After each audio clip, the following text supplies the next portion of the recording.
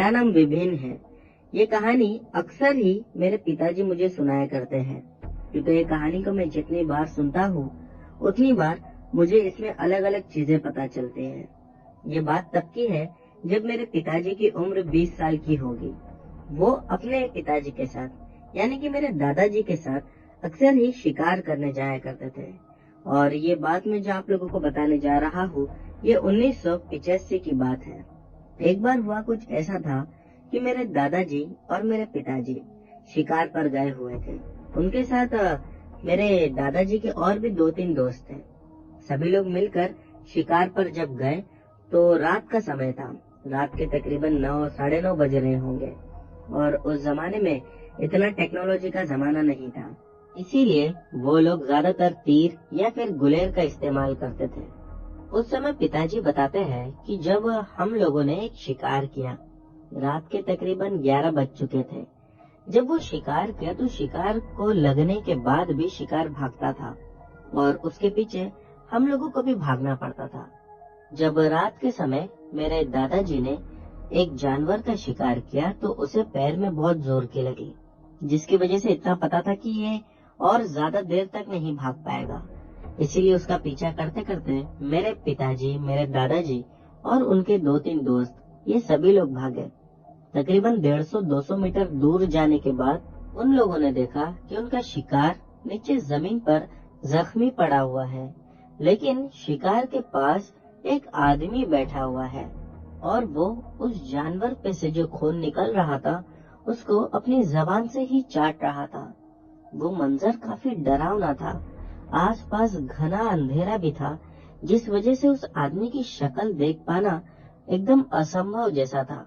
वो लोगों की हिम्मत नहीं हो रही थी कि जाकर उस आदमी के मुंह से अपना शिकार खींच के लेकर आ सके। मेरे दादाजी और उनके सभी लोग धीमे धीमे उसके नजदीक तो जा रहे थे, लेकिन इतनी हिम्मत नहीं थी कि शिकार को खींच ले वे। इसीलिए वो लोग दूर से ही लाठियों की आवाज कर रहे थे कि वो आदमी था वो शायद दूर चला जाए। उस समय दादाजी लोगों को लगा कि हो सकता है जंगल में रहने वाला कोई आदिवासी होगा जो अचानक से उनके सामने आ गया और ऐसी सब हरकतें कर रहा है, और इसीलिए कई उन्हें अपनी भी जान का खतरा महसूस हो रहा था। वो लोग उस दिन शिकार को ना लाते हुए वापस अपनी जान बचाकर वहाँ से निकल गए। दादाजी ने ये बात गांव में और भी लोगों के सामने की, क्योंकि गांव के बहुत सारे लोग शिकार पर जाते थे। तो दूसरे लोगों ने तो साफ इस बात से इनकार कर दिया कि हम लोगों के साथ आज तक ऐसा नहीं हुआ। धीरे धीरे वक्त बीतता गया और उसके बाद एक ही साल में करीब 7 से 8 केसेस ऐसे आए कि जब लोग किसी जानवर का शिकार करते तो पता नहीं एक इंसानी शरीर जैसा जीव वहाँ पर कैसे पहुँच जाता और उनके शिकार को नोच नोच कर खा जाता और शिकार का खून भी पी जाता। बहुत अजीब सी बात थी। लोगों को बहुत परेशानी हो रही थी, क्योंकि जो भी गांव के लोग थे वो एक ही बात कहते थे कि वो इतनी बुरी तरह से शिकार को चीर फाड़ कर खाता कि हमारी हिम्मत ही नहीं होती कि हम जाकर अपने शिकार को उससे बचा सके। यही नहीं, कई लोगों का तो ऐसा भी कहना था कि जब रात के समय वो बाहर अपनी गाय, भैंस और बकरियां बांधते हैं तो सुबह में उनमें से कोई मरा पड़ा होता है या फिर उनमें से कोई जानवर गायब हो जाते हैं। एक आदमी था गांव का, उसका कहना ये था कि रात के समय उसने अपनी बकरियों को बांधा था। जब सुबह में वो अपनी बकरी को लेने के लिए आया तो एक अजीब बात उसने देखा कि उसका बकरा या फिर बकरी आधा गायब था। ऐसा लग रहा था कि किसी ने फाड़ फाड़ कर वो आधा खा गया हो, और जो पीछे का हिस्सा था बकरी का, यानी पीछे की 2 टांग और आधा धड़, वो वहीं पर खून से सना हुआ पड़ा था। पता नहीं इतनी बुरी तरह से कौन खा रहा था, समझ में नहीं आ रहा था। जबकि उससे पहले कभी भी उन लोगों ने ये नहीं सुना था कि हमारे जंगल में या फिर गांव में शेर है या शेर गांव में आकर किसी को खा जाते हैं। बहुत रेयरली ऐसा सुनने में आता था कि इक्का दुक्का कहीं तेंदुए दिख जाते हैं और वो कभी कभार किस पर हमला कर देते हैं, लेकिन गांव में आकर जानवरों को लेकर जाना ये नामुमकिन जैसा था। अब गांव वालों ने मिलकर सोचा कि हमें इस बात का पता लगाना पड़ेगा। मेरे दादाजी जो थे, गांव में लोग उनकी बहुत ज्यादा इज्जत करते थे। उन्होंने 20 आदमियों की टोली बनाई और फिर शिकार पर गए। मेरे दादाजी ने पहले ही सबसे कह दिया था कि कुछ भी हो जाए, कोई भी एक दूसरे से बिछड़ेगा नहीं और कोई भी शिकार के पीछे पहले भागेगा नहीं। सब शिकार के बाद एक ही साथ शिकार के पास जाएंगे। और सभी लोग इस पर हामी भी भर दी थी। हुआ कुछ ऐसा कि वो दिन पता नहीं कैसे शिकार लाख बार ढूंढने पर भी शिकार मिल ही नहीं रहा था। दादाजी लोग बहुत परेशान हो गए थे, इसीलिए उनमें से सभी लोग बहुत ज्यादा थक भी गए थे। एक आदमी रात के तकरीबन 1:30 या 2 बजे उसने दादाजी से कहा कि मैं बाजू के पेड़ पर टॉयलेट कर कर आता हूँ। वो टॉयलेट करने गया और बाकी 19 लोग एक झुंड में ही खड़े थे। जब वो टॉयलेट करने गया ही था कि अचानक उसकी चीख की आवाज सुनाई दी। उसकी आवाज इतनी जोर की थी कि सभी लोग पीछे पलटे और उसकी तरफ गए। वो मुश्किल से 40 या 50 कदम की दूरी पर ही होगा। जब बाकी लोग वहां पर पहुंचे तो देखा कि उसकी छाती पर किसी का बहुत गहरा पंजे का निशान है और वो जो भी जानवर था या फिर इंसान जैसा दिखने वाला जीव था, वो वहां से पता नहीं कहीं गायब हो गया है। फिर उस आदमी ने बताया कि हुआ कुछ ऐसा, वो तो मुझे जान से मारने वाला था, लेकिन जैसे ही मैंने चिल्लाया तो वो खुद भी डर गया और उसने तुम लोगों को मेरी तरफ आते हुए देखा, इसीलिए वो मुझे छोड़कर भाग गया। दादाजी बताते हैं कि वो घाव इतना गहरा था कि उसे भरने में अच्छी तरह से 3.5-4 महीने लग गए। फिर लोगों ने उस आदमी से पूछा कि वो जीव कौन है, कैसा दिखता है। उसने कहा कि वो दिखता तो इंसान जैसा ही है। उसके 2 हाथ 2 पैर है, बड़े बड़े बाल है, बड़े बड़े नाखून है। और ये कहकर वो चुप हो गया। तभी उनमें से एक आदमी ने कहा कि हो सकता है कि वो आदिवासी है, लेकिन जिसको वो घाव लगा था छाती पर, वो एक ही बात कहता कि वो इंसान नहीं, वो बुरी आत्मा है या फिर इंसानी शरीर में किसी बुरी आत्मा का वास है। लोगों ने उससे कहा कि तेरी गलतफहमी है, जिस पर सिर्फ उसने एक ही जवाब दिया और सभी लोग शांत हो गए। उसने कहा कि अगर वो कोई इंसान होता या आदिवासी होता तो समझ में आ जाता, क्योंकि आदिवासी लोगों के भी नाखून काफी बड़े होते हैं, बाल भी उनके अजीब से गंदे, मैले और बड़े होते हैं। वो इसलिए क्योंकि ना वो बाल कटाते हैं ना वो नाखून। लेकिन कभी भी एक इंसान के दांत अपने आप नहीं बढ़ जाते और उसके दांत जो साइड के नोकीले होते हैं वो शैतानों जैसे 4 दांत, यानी कि 2 ऊपर के और 2 नीचे के, बड़े बड़े थे। उसके दांतों में खून लगा हुआ था। और फिर उसने कहा कि संभव है कि वो मुझ पर हमला करने से पहले किसी पहले ही शिकार का खून पीकर आया हो। ये बात सुनकर सभी लोग शांत हो गए और सभी लोगों के मन में एक अजीब सा डर आ गया कि अब शिकार पर जाना अकेले ये ज्यादा सेफ नहीं रहेगा। इसके बाद उस आदमी ने कहा कि आदिवासी के नाखून जब बड़े होते हैं तो शेर के जैसी उन नाखूनों में ताकत नहीं होती कि एक ही बार में किसी की छाती पर मारकर उसकी छाती फाड़ दे, जैसा कि मेरी छाती पर निशान आया है। ये बात वाकई में दिल दहला देने वाली थी। अब लोग ये सोच में पड़ गए कि इस जानवर से छुटकारा कैसे पाया जाए। तभी ही उनमें से एक आदमी ने कहा कि मैं भी पहले से कहता था, ये कोई साधारण इंसान या फिर किसी जानवर का काम नहीं कि हमारी गाय, भैंस या बकरी को इतनी बेरहमी से कोई मार कर खा जाए। शेर भी जब अपना शिकार करता है तो अपने साथ शिकार को लेकर जाता है, ना कि आधा खा के आधा वहीं पर छोड़ जाता है। गांव के लोग ये सभी बातों से बहुत ज्यादा परेशान हो गए थे। अब करे तो क्या, ये सोच रहे थे। मेरे दादाजी का एक दोस्त था जो फॉरेस्ट ऑफिसर था। दादाजी ने उसको ये सारी बात बताई। उसने कहा कि ऐसा तो आज तक हम लोगों ने देखा नहीं है जंगल में, लेकिन तुम कहते हो तो तुम्हारी बात को मैं मान लेता हूँ। दादाजी के साथ वो और उसके 2 साथी मिल गए। अब तकरीबन ये लोग 20 से 25 लोग हो गए थे और फिर अगली रात में ये लोग शिकार पर गए।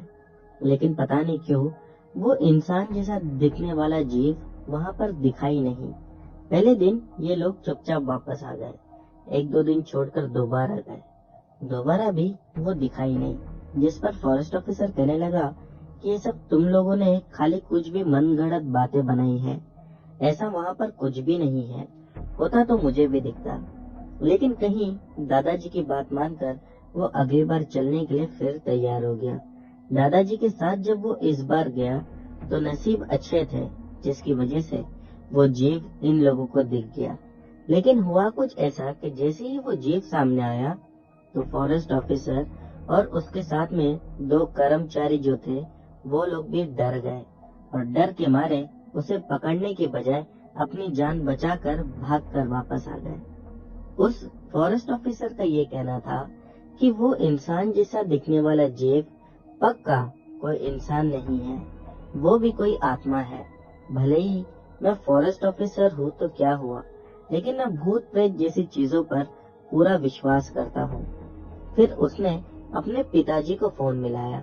उसके पिताजी कहीं दूर रहते थे और वहाँ पर उनके पिताजी का जो बड़ा भाई था, यानी कि दूर के रिश्ते का, वो एक बहुत बड़े पंडित थे। उन लोगों ने जाकर उन्हें वहाँ से अपने गांव बुलाया और वो गांव आ भी गए। अब बस इंतजार थी रात होने की। जैसे ही सूरज डूबा ये लोग फिर से शिकार पर निकले। 1-2 दिन पंडित जी के साथ भी ऐसी हुआ कि उन लोगों को वो इंसान जैसा दिखने वाला जीव वहाँ पर दिखा नहीं, लेकिन बाद में जब वो मिला तो पंडित जी एक ही बार उसे देखकर समझ गए कि ये एक इंसान है और इसके आंग में एक बुरी आत्मा का वास है। अब लोग ये सोच में पड़ गए कि वो इंसान आखिरकार हमारे गांव में आया तो आया कैसा, क्योंकि जो जंगल था वो गांव को लगकर ही था और जंगल काफी बड़ा था। फिर पंडित जी ने कहा कि इसे पहले तो पकड़ना पड़ेगा और इसे पकड़ने के लिए हमें एक जाल बिछानी पड़ेगी। वहाँ खड़े सभी आदमियों को ऐसा लगा कि पंडित जी सच में कोई जाल बिछाने की बात कर रहे हैं, लेकिन उनका कहना उन्हें ही समझ में आया। उन्होंने कहा कि यहाँ पर एक बकरी का बच्चा लाकर बांध दो। उसके बाद उन्होंने पता नहीं अपने झोले में से कोई पाउडर जैसा वस्तु निकाला और उसे चारों तरफ बिखेर दिया और फिर कहने लगे कि इसमें वो अंदर तो आ जाएगा, लेकिन यहाँ से बाहर नहीं जा पाएगा। सभी लोग उनसे कहने लगे कि ऐसे कैसे? उन्होंने कहा कि वो बुरी आत्मा इसमें कैद हो जाएगी, जिसके बाद वो चाहकर भी बाहर नहीं निकल सकते। लोग ये सुनकर परेशान तो हुए और सभी लोग इंतजार करने लगे। कुछ ही समय के बाद उन लोगों ने देखा कि वो इंसान जैसा दिखने वाला जीव सच में वहाँ पर आ गया और उस बकरी का शिकार करने जैसे ही वो घेरे के अंदर गया तो वो पूरे घेरे के ऊपर एक आग लग गई थी। पता नहीं कैसे उसमें आग लगी, लेकिन वो सारी चीज वहाँ खड़े सभी लोग देख रहे थे। अब वो चाहकर भी उसमें से बाहर नहीं आ पा रहा था। सभी गांव वाले मिलकर उसे घेर लिए।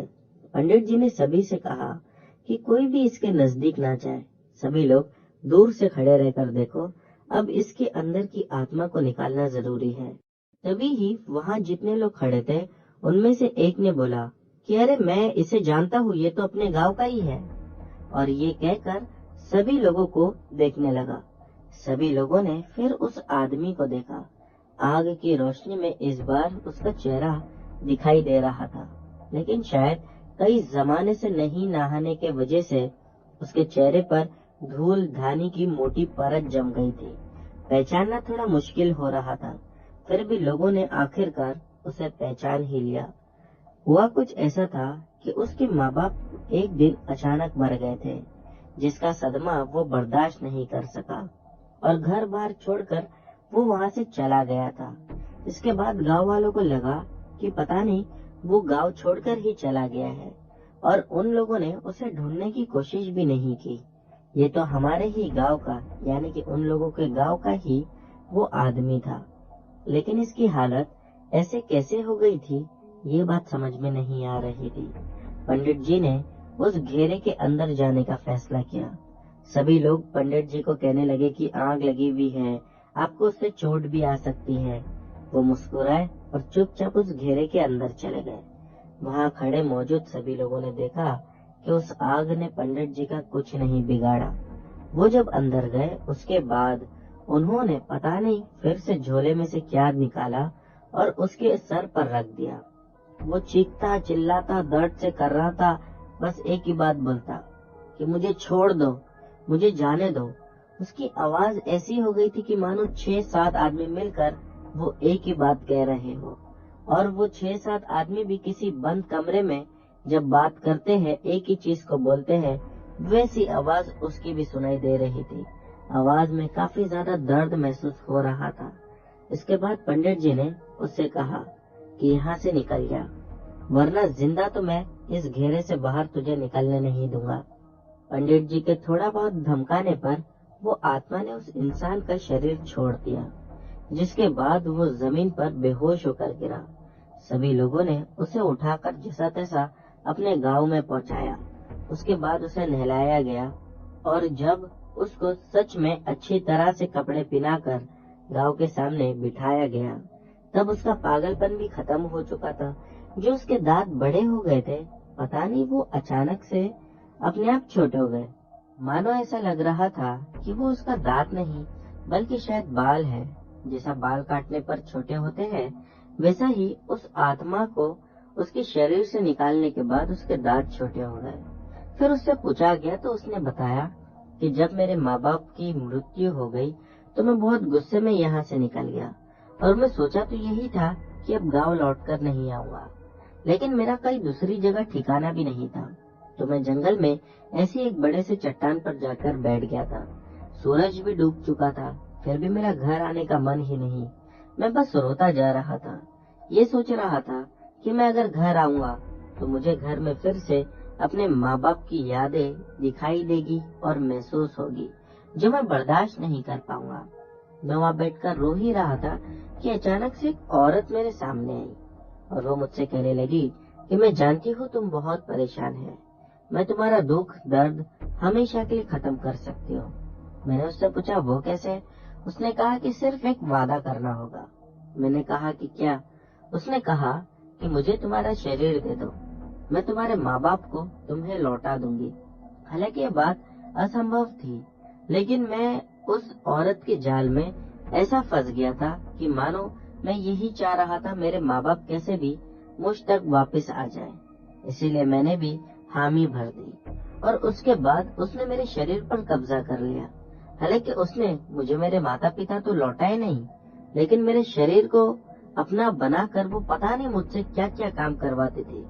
एक और बात ये थी कि जब उस आदमी के शरीर में से वो बुरी आत्मा को निकाला गया, तब उसकी शरीर की हड्डियां तक दुख रही थी और वो ऐसा कमजोर हो गया था जिसकी हद नहीं। बस एक ही चीज कहता कि वो आत्मा ने मुझसे बहुत मेहनत करवाई, यानी कि कभी उससे एक पेड़ से दूसरे पेड़ पर छलांग लगवा देती, कभी जानवरों को पकड़कर खाने में उसके शरीर पर जानवर हमला कर देते तो उसका भी दर्द उसे हो जाता, कभी जानवर उसे सींग मार देते, और पता नहीं उसने उस आदमी से क्या क्या करवाया। पंडित जी ने कहा इसीलिए आदमी को कभी भी ऐसे कामों में नहीं पड़ना चाहिए जो कि इस नेचर के खिलाफ हो। फिर पंडित जी ने कहा कि अगर ऐसा हो सकता था तो आज सभी लोग अपने मरे हुए को जिंदा कर सकते थे, लेकिन ये असंभव है। दोबारा ऐसी किसी औरत की बात में मत आना। और जब उन्होंने ये बात कही तब उनके चेहरे पर पता नहीं एक अजीब सी मुस्कुराहट आ गई थी। शायद वो इसलिए मुस्कुरा रहे थे क्योंकि उन्हें पता था औरत के भेष में वो एक बुरी आत्मा हो या फिर कोई चुड़ैल भी हो सकती है। तो दोस्तों, ये थी विभिन्न की कहानी। मुझे ये कहानी अच्छी लगी, इसलिए मैंने आप लोगों के साथ शेयर की। मैं जानता हूँ कि ये कहानी लंबी है और विभिन्न से मैं ये कहना चाहता हूँ कि कहानी और भी ज्यादा लंबी थी, इस वजह से मैंने कहीं कहीं अपने तरीके से कहानी को शॉर्ट कर दिया। दोस्तों, अब बढ़ते हैं हमारी आज की अगली कहानी की तरफ। दोस्तों, हमारी आज की अगली कहानी प्रिंस की है। तो आगे की कहानी मैं आप लोगों को उन्हीं के पॉइंट ऑफ व्यू से सुनाऊंगा। मेरा नाम प्रिंस है। ये कहानी जो मैं आप लोगों को बताने जा रहा हूँ, ये मेरे दादाजी ने बताई थी और ये घटना तब की है जब उनकी उम्र लगभग 20 से 25 साल की थी। दरअसल उनके गांव में एक जमीन को लेकर बहुत झगड़े चलते थे। दो गांव आपस में आए दिन लड़ाई ही करते थे उस जमीन के लिए। वो जमीन ना तो इस गांव में पड़ती थी और न ही सामने वाले गांव में। फिर भी उस जमीन का आधा आधा हिस्सा दोनों ही गांव में होने की वजह से आए दिन वहां पर लड़ाई होती थी। जो लोग इस साइड के थे उन्हें ऐसा लगता था कि वो जमीन हमारी है, और जो लोग दूसरी साइड के थे उन्हें ऐसा लगता था कि वो जमीन उनकी है। लेकिन इस लड़ाई झगड़े की वजह से आए दिन किसी न किसी की मौत हो जाती। जबरदस्ती का ये लोग वो लोग को भी मार देते जिनका उस जमीन से कोई लेना देना नहीं होता। तो चलिए मैं आप लोगों को बताता हूँ कि असली में क्या हुआ था। हुआ कुछ ऐसा कि एक बार जो हमारे गांव में आदमी रहता था, वो आदमी सामने के गांव में यानी कि दूसरे गांव में किसी काम से गया हुआ था। लोगों को जब पता चला कि ये आदमी आया हुआ है, पता नहीं किसी ने वहां पर एक गलत अफवाह फैला दी कि हर झगड़े में ये आदमी भी होता है, यानी कि जमीन को हथियाने के लिए। जबकि वो आदमी बहुत सीधा था, उसे किसी से कोई लेना देना नहीं था, वो अपने काम से काम रखता था। जब वहाँ के लोगों को ये पता चला कि ये आदमी यहाँ पर आया हुआ है, तो वो लोगों ने उसे पकड़ लिया। पहले तो उसकी खूब धुलाई की, उसके बाद भी उसे छोड़ा नहीं। गांव में यानी कि उन्हीं के गांव में एक बना हुआ पुराना घर था, उसमें डालकर उसे कैद कर दिया। उसे खाना पानी तो दिया जाता था, लेकिन उसे बहुत मारा जाता था। तकरीबन 2-3 दिन तक उसके साथ ऐसे ही किया गया। 2-3 दिन के बाद पता नहीं कैसे लोग वहाँ पर जाना भूल गए या क्या हुआ कि उस आदमी की उसी खंडर जैसे घर में बंद रहे रहे मौत हो गई। उसकी मौत के बाद जब लोगों को पता चला कि ऐसी ऐसी घटना हो चुकी है, तो जो दूसरे गांव वाले थे यानी कि जिन लोगों ने उस आदमी को मारा था, वही लोगों ने उसकी लाश को वहाँ से निकालकर उसी जमीन पर फेंक दिया जिस जमीन के लिए लड़ाई हो रही थी। और पहले पुलिस और कानून को शायद कोई इतना मानता नहीं था, या फिर कानून का उतना दबदबा नहीं था, जिस वजह से सबको पता था कि इसे मारा तो है सामने के गांव वालों ने, लेकिन पुलिस भी आकर क्या कर सकती है। उस समय का कुछ अलग ही माहौल हुआ करता था। तो हुआ उस वक्त कुछ ऐसा कि जो हमारे गांव के लोग थे, उन लोगों ने उस आदमी की लाश को लेकर आया और उसका हमारे गांव में आने के बाद अंतिम संस्कार किया। उसकी जो बीवी और बच्चे थे वो बहुत रो रहे थे, उसके बूढ़े माँ बाप भी थे, वो लोग काफी गरीब भी थे, इसी वजह से उसे रोज ही काम पर जाना पड़ता था। लेकिन किसे क्या पता था कि दूसरे गांव के लोग उसकी ऐसी हालत बना देंगे। पहले तो कुछ हुआ नहीं, शायद 1 हफ्ते तक मामला ठीक था, लेकिन 1 हफ्ते के बाद जो सामने वाला गांव था उसमें एक आदमी की मौत हो गई और उसकी लाश भी उसी जमीन पर पड़ी हुई मिली जहाँ पर इस आदमी की मिली थी। देखते ही देखते 2-4 दिन के बाद फिर एक दूसरी लाश। हमारे गांव के लोग परेशान हो गए कि हम में से तो कोई भी उन लोगों को मारता नहीं है, फिर भी उसके बावजूद वहाँ पर लोग मर रहे कैसा है। और जो दूसरा गांव था यानी कि हमारे सामने वाला जो गांव था, वो गांव के लोग बहुत ज्यादा गुस्सा हो रहे थे। उन्हें ऐसा लग रहा था कि उन्हीं के आदमियों को हमारे गांव के आदमी मार रहे हैं, इसीलिए वो लोग अक्सर हमारे गांव में आते और पूछताछ करते। हालांकि दोनों के बीच में झगड़ा तो होता ही था, फिर भी वो लोग हर बार आके ये चेतावनी देते कि अब हम तुम्हारे कोई आदमी को नहीं मारेंगे, इसीलिए तुम भी हमारे कोई आदमी को मत मारना। लेकिन ऐसा हो ही नहीं रहा था, बल्कि होता यूं कि हर 2-4 दिन में एक आदमी मारा जाता। गांव के लोग इतने परेशान थे कि शाम होते ही सभी लोग अपने अपने घर में होते। इस वजह से नहीं कि जंगली जानवर या भूत का डर, बल्कि इस वजह से कि अगर दूसरे गांव वालों ने हमें देख लिया बाहर, तो वो लोग हम पर शक करेंगे। सभी लोग अपने घर पर रहते हैं। ऐसा तकरीबन देखते देखते 5 से 6 लाशें हो गई। अब जो दूसरे गांव वाले थे, उन लोगों ने ये निर्णय लिया कि बहुत हुआ। हम लोगों ने भी बहुत ज्यादा बर्दाश्त किया और वो लोग हमारे गांव में आकर ये भी बोल कर गए कि आज के बाद तुम्हारे गांव का एक भी आदमी अगर हमारे गांव में दिखा तो हम लोग बिना कुछ सोचे समझे उसे जान से मार देंगे। सभी लोग बहुत ज्यादा डरे हुए थे, इस वजह से ही सामने तो जाना बिल्कुल ही बंद कर दिया था। वो लोग एक बात का ये भी निर्णय ले चुके थे कि 20 से 30 आदमी दिन में और रात में भी दोनों ही समय बाहर पहरेदारी करेंगे। ताकि जिससे ये पता चले कि हमारे गांव से कौन सा आदमी वहां जाकर रात में ये काम करता है। दादाजी बताते हैं कि जिस रात में वो लोगों ने पहरेदारी देना शुरू किया था, उसी रात में एक और आदमी की मौत हो गई और उसकी लाश को भी उसी ग्राउंड में लाकर फेंक दिया गया। जो दूसरे गांव वाले थे, अब वो लोगों ने सोचा कि अगर पहरेदारी के बावजूद हम लोग नहीं रुक रहे हैं, तो वो लोग अब पहरेदारी उसी ग्राउंड के पास देंगे, यानी कि उसी जमीन के पास, जिससे ये पता चल जाए कि जो भी यहाँ पर लाश फेंकने आएगा उसे तुरंत पकड़ लेंगे। उस मैदान के पास कहिए या फिर उस जमीन के पास लगभग वही 20 से 30 आदमी खड़े थे लाठी लेकर और रात में इंतजार कर रहे थे। ऐसे 2 रात तक वो लोगों ने इंतजार किए, लेकिन कुछ नहीं हुआ। फिर तीसरी रात जब वो लोग उसी जमीन के पास बैठे हुए थे, तभी उन लोगों को एक आवाज सुनाई दी। वो आवाज बहुत ज्यादा डरावनी और दर्दनाक थी। वो आवाज सुनकर ऐसा लग रहा था कि कोई आदमी मानो सामने वाले आदमी की छाती में बार बार छुरा घोंप रहा हो। छुरे घोंपने की आवाज भी साफ साफ उस सन्नाटे को चीरती हुई सभी के कानों में आती और उसके बाद ऐसा लगता कि वो आदमी जिसके अंदर वो छुरा घोंपा जा रहा है, वो दर्द से चिल्ला रहा है। वो 20 या 30 आदमी में से आधे लोग वहाँ से हट गए, ये देखने के लिए गए कि कौन है जो चिल्ला रहा है, लेकिन उन्हें वहाँ कोई नहीं दिखाई दिया। लेकिन जब वो लोग यानी कि जो देखने गए हुए थे कि किसकी आवाज है, वो वापस उसी जमीन के पास आए, तो उन लोगों ने देखा कि वहाँ पर एक आदमी की लाश और पड़ी हुई है। ये बात देखकर उन लोगों को बहुत गुस्सा आया और उन लोगों ने बाकी आधे बचे हुए आदमियों से कहा कि ये कैसे हुआ, लेकिन वो बचे हुए के पास भी जवाब नहीं था, क्योंकि उन लोगों ने अपनी आंखों से देखा उस आदमी की लाश आसमान पर से गिरी है। यानी कि जब वो लोग वहाँ पर बैठे हुए थे, तभी वो लाश ऊपर से गिरी और हो सकता है कि वो पहले से ही आदमी मरा हुआ हो, लेकिन जमीन पर इतना जोर से गिरी जिसके बाद उसके चेहरे का नक्शा बदल गया। उन लोगों का कहना यह भी था कि जब वो लाश नीचे जमीन पर गिरी तो इतनी जोर का गिरी कि उसकी हाथ पैर की हड्डियां टूट गई और वो हड्डियां टूटने की आवाज हमने अपने कानों में साफ साफ सुनी है।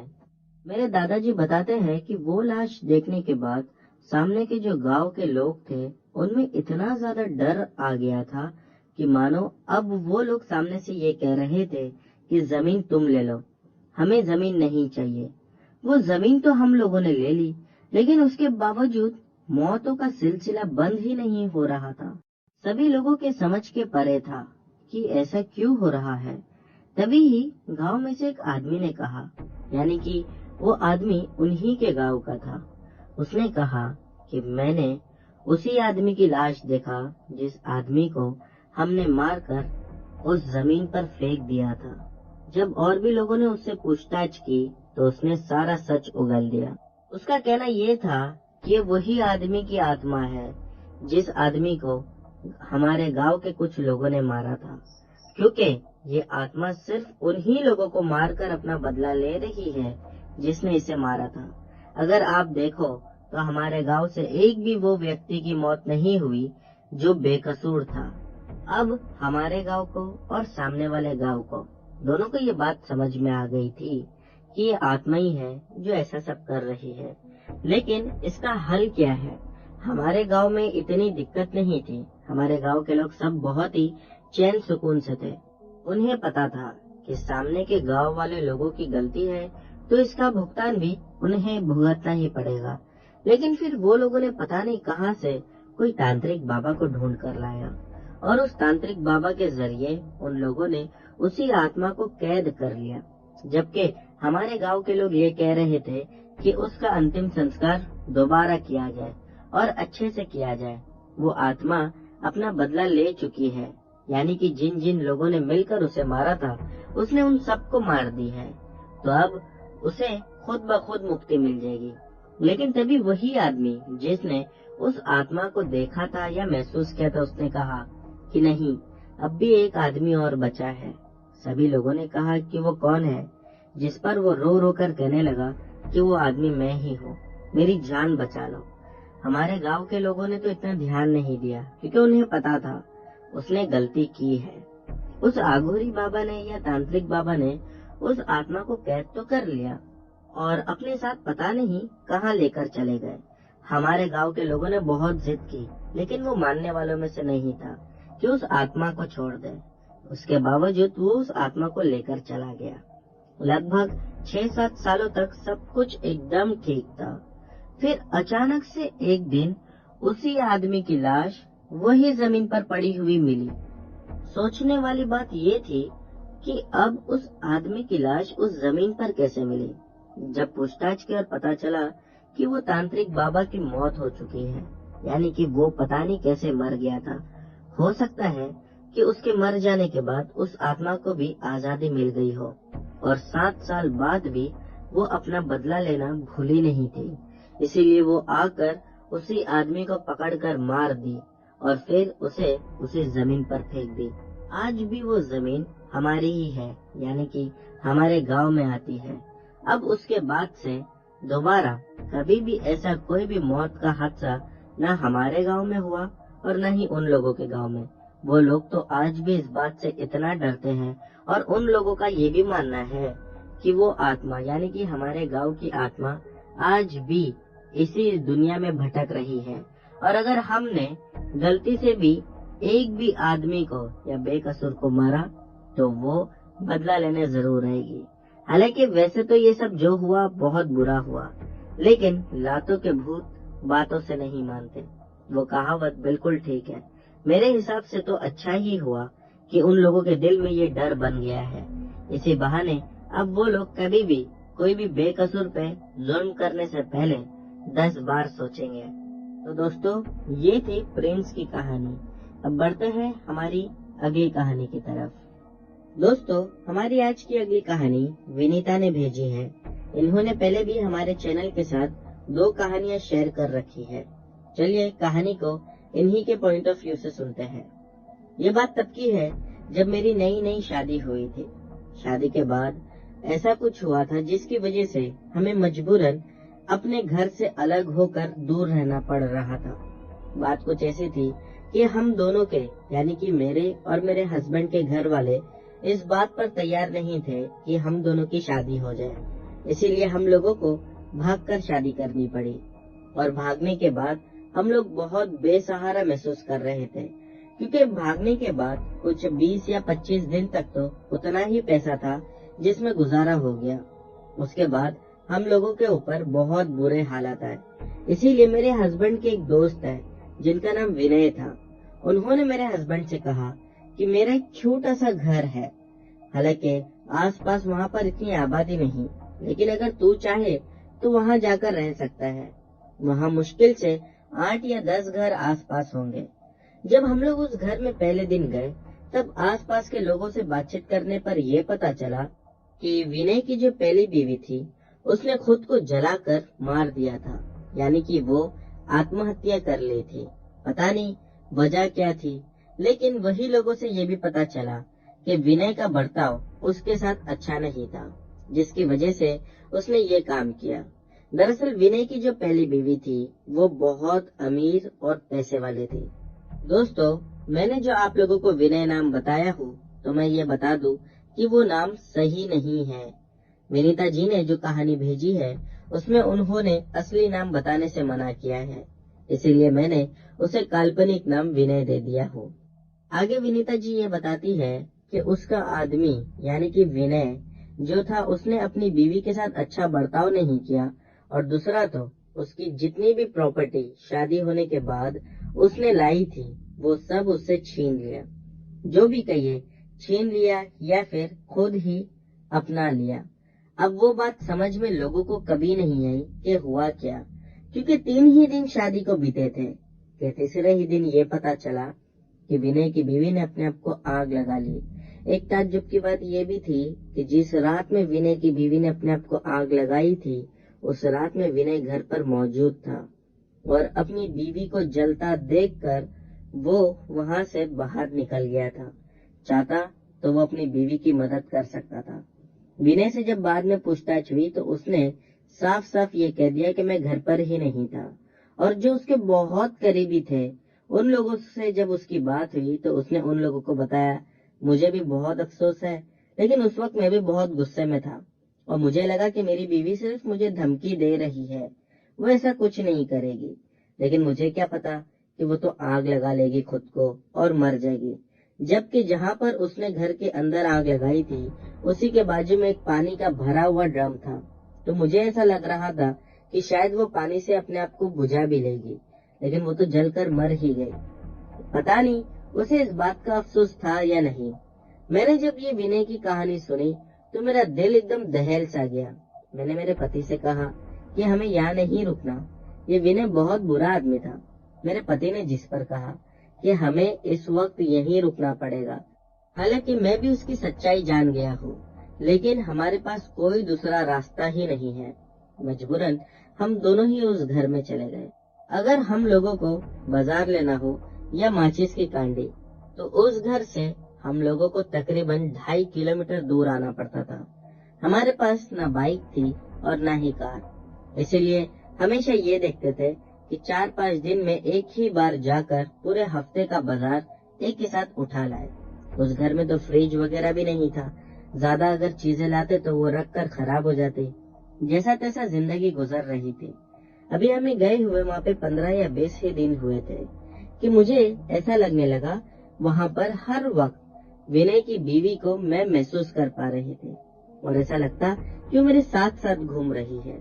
घर में मुझे पता नहीं क्यों अजीब सी एक जलने की सुगंध आती, जिससे साफ समझ में आता कि कोई मांस का टुकड़ा या तो जल रहा है या फिर कोई ऐसी चीज जल रही हो जिसमें खून होता हो। मुझे ये बात हजम ही नहीं हो रही थी। मैंने बात अपने हस्बैंड से कही। उन्होंने कहा कि जिस दिन मैं इस घर में घुसा सेम चीजें मुझे भी महसूस हो रही है और दिखाई दे रही है। मेरे हस्बैंड ने कहीं दूसरी जगह पर बात कर रखा था, मतलब कि पैसों के बंदोबस्त के लिए। उन्होंने कहा बस और कुछ ही दिन फिर हम लोग यहाँ से चले जाएंगे। एक बात मेरे हस्बैंड के साथ ये भी हो रही थी कि जिस दिन से हम लोग घर में घुसे थे वो दिन से उन्हें कुछ चीजें दिखाई दे रही थी और उन्हें वो चीजें अपनी ओर आने का इशारा कर रही थी। मेरे हस्बैंड ने वो बात मुझसे उस दिन तक के नहीं बोला था, यानी कि 20 दिन तक वो ये बात छुपाए हुए थे, इस वजह से कि मैं डर जाऊंगी। वो दिन बातों बातों में उनके मुंह से निकल गया। मैं उस रात बहुत डरी हुई थी क्योंकि मेरे हस्बैंड के मुंह से मैंने ये सब सुनी थी। इनफैक्ट मेरे हस्बैंड ने मुझे ये भी कहा था कि रात में ठीक 11 बजे ऐसा होता है, जबकि आस पड़ोस वालों से ये भी पता चला कि जो विनय की बीवी ने खुद को आग लगाकर मारा था वो भी रात के 11 बजे का वक्त था। वैसे तो मैं रात में जल्दी 9-10 बजे तक सो ही जाती थी, लेकिन वो रात पता नहीं क्यों मुझे नींद ही नहीं आ रही थी। शायद डर था या फिर मैं सच्चाई जानना चाहती थी। जब मैं वो रात जागी तो मैंने वहाँ पर देखा कि एक औरत की काली परछाई सामने खड़ी हुई है दीवार के पास और वो सचमुच मुझे अपनी ओर बुला रही है। वो अपने हाथ ऐसे फैलाकर मुझे बुला रही थी जैसा मानो एक आदमी किसी से गले मिलने के लिए अपनी बाहें खोलता है। मुझे ये देखकर बहुत अजीब लग रहा था। मैंने तुरंत ही मेरे हस्बैंड को नींद से उठाया, जो कि मेरे बाजू में ही सोए हुए थे। उन्हें उठाकर कहने लगी तो उन्होंने मुझे एकदम धीमी आवाज में कहा कि मैं भी जाग रहा हूँ और जो तू देख रही है वो सब मैं भी देख रहा हूँ। भलाई इसी में ही है कि आंख बंद करके चुपचाप पड़े रहे, जरा भी उसे ये नहीं महसूस होने देना कि तूने उसे देख लिया है। बस इतना उनका कहना था कि मैंने अपनी आंखें बंद कर ली और मैंने टाइट बंद कर ली। लेकिन कहते ना कि इंसान है, मुझे थोड़ी ही देर में 5 या 10 मिनट के बाद वो जो जलने की बास आ रही थी एकदम मेरे नाक के पास आने लगी। ऐसा लग रहा था कि कोई मेरे बाजू में ही खड़े होकर जल रहा हो। मैंने एक झटके से अपनी आंख खोल दी। इस बार जब मैंने अपनी आंख खोली तो सच में मैंने पाया कि वो परछाई ठीक मेरे बाजू में खड़ी हुई है और मुझे खड़े होने का इशारा कर रही है। मैं इस बार भी खड़े नहीं होना चाहते थे, लेकिन पता नहीं क्यों मेरे कदम रुके ही नहीं। मैं उसके साथ खड़ी हो गई। उसने मेरा हाथ पकड़ा और मुझे घर के बाहर ले जाने लगी। हमारे घर के बाहर खुला मैदान और जंगल जैसा एरिया था, यानी कि बड़े बड़े झाड़ियाँ और पेड़ पौधे थे, लेकिन बस्ती और लोगों की आबादी बहुत कम थी। वो मुझे पता नहीं कहाँ ले जाना चाह रही थी। मैं घर का दरवाजा खोल के जैसे बाहर निकली ही थी कि मेरे हस्बैंड ने घर के अंदर से भागते हुए आकर मेरा हाथ पकड़ लिया और मुझे घर के अंदर खींचकर दरवाजा बंद कर दिया। जैसे ही मेरे हस्बैंड ने दरवाजा बंद किया, वैसे ही तुरंत बाहर से दरवाजा खटखटाने की आवाज आई। हम समझ गए ये कोई और नहीं बल्कि वही काली परछाई है या फिर विनय की बीवी की आत्मा। मैंने मेरे हस्बैंड से कहा, मुझे बहुत डर लग रहा है। मैं उस वक्त तो डर के मारे बहुत रो रही थी। ये घटना को घटे हुए भी आज से 31 साल हो चुके हैं। तो उस समय जब मैं डर रही थी, मेरे हस्बैंड ने मुझसे कहा कि ये वक्त डरने का नहीं है, क्योंकि अगर हम डरेंगे तो हम जाएंगे कहाँ? हमारे पास कोई दूसरा ठिकाना नहीं है। मेरे हस्बैंड ने ये बात कहकर मुझे एकदम ही चुप करा दिया। मैं बस उस वक्त मन ही मन भगवान से प्रार्थना कर रही थी कि ये बुरा वक्त कैसे भी हम पर से गुजर जाए। लेकिन दूसरी तरफ जैसे ही दरवाजा खटखटाने की आवाज आती तो दिल में डर दुगना हो जाता। जैसा तैसा वो रात तो बीत गई। मैंने अगले दिन अपने हस्बैंड से कहा कि शायद उस आत्मा को कुछ हमारी मदद चाहिए या फिर वो हमसे कुछ कहना चाह रही है। क्यों न एक बार जाकर हम खुद ही देख ले। मेरे हस्बैंड ने कहा कि अगर मदद की बात है तो ठीक है, लेकिन कहीं वो हमें बाहर ले जाकर जान से मार दी तो? जिस पर मैंने कहा, अगर उसे हमें मारना होता या नुकसान पहुंचाना होता तो घर में भी हम अकेले ही हैं, जो हमें यहाँ पर भी नुकसान पहुंचा सकती थी। मेरे हस्बैंड मेरी ये बात सुनकर एकदम जल्दी से मान गए। उन्होंने कहा कि ठीक है, अगर आज रात में वो आत्मा आती है तो देखते हैं कि वो हमसे क्या चाहती है। बस फिर क्या था, रात का होने का हम लोग इंतजार करने लगे। जैसे ही रात हुई, वो आत्मा यानी कि वो परछाई हमें दिखने लगी। उस परछाई का पीछा करते करते हम लोग एक तालाब के पास पहुंच गए। तालाब के पास पहुंचने के बाद वो परछाई गायब हो गई, यानी कि उसका इशारा तालाब की तरफ था। लेकिन वो क्या इशारा करना चाह रही थी, वही हम समझ नहीं पा रहे थे कि वो क्या है तालाब में।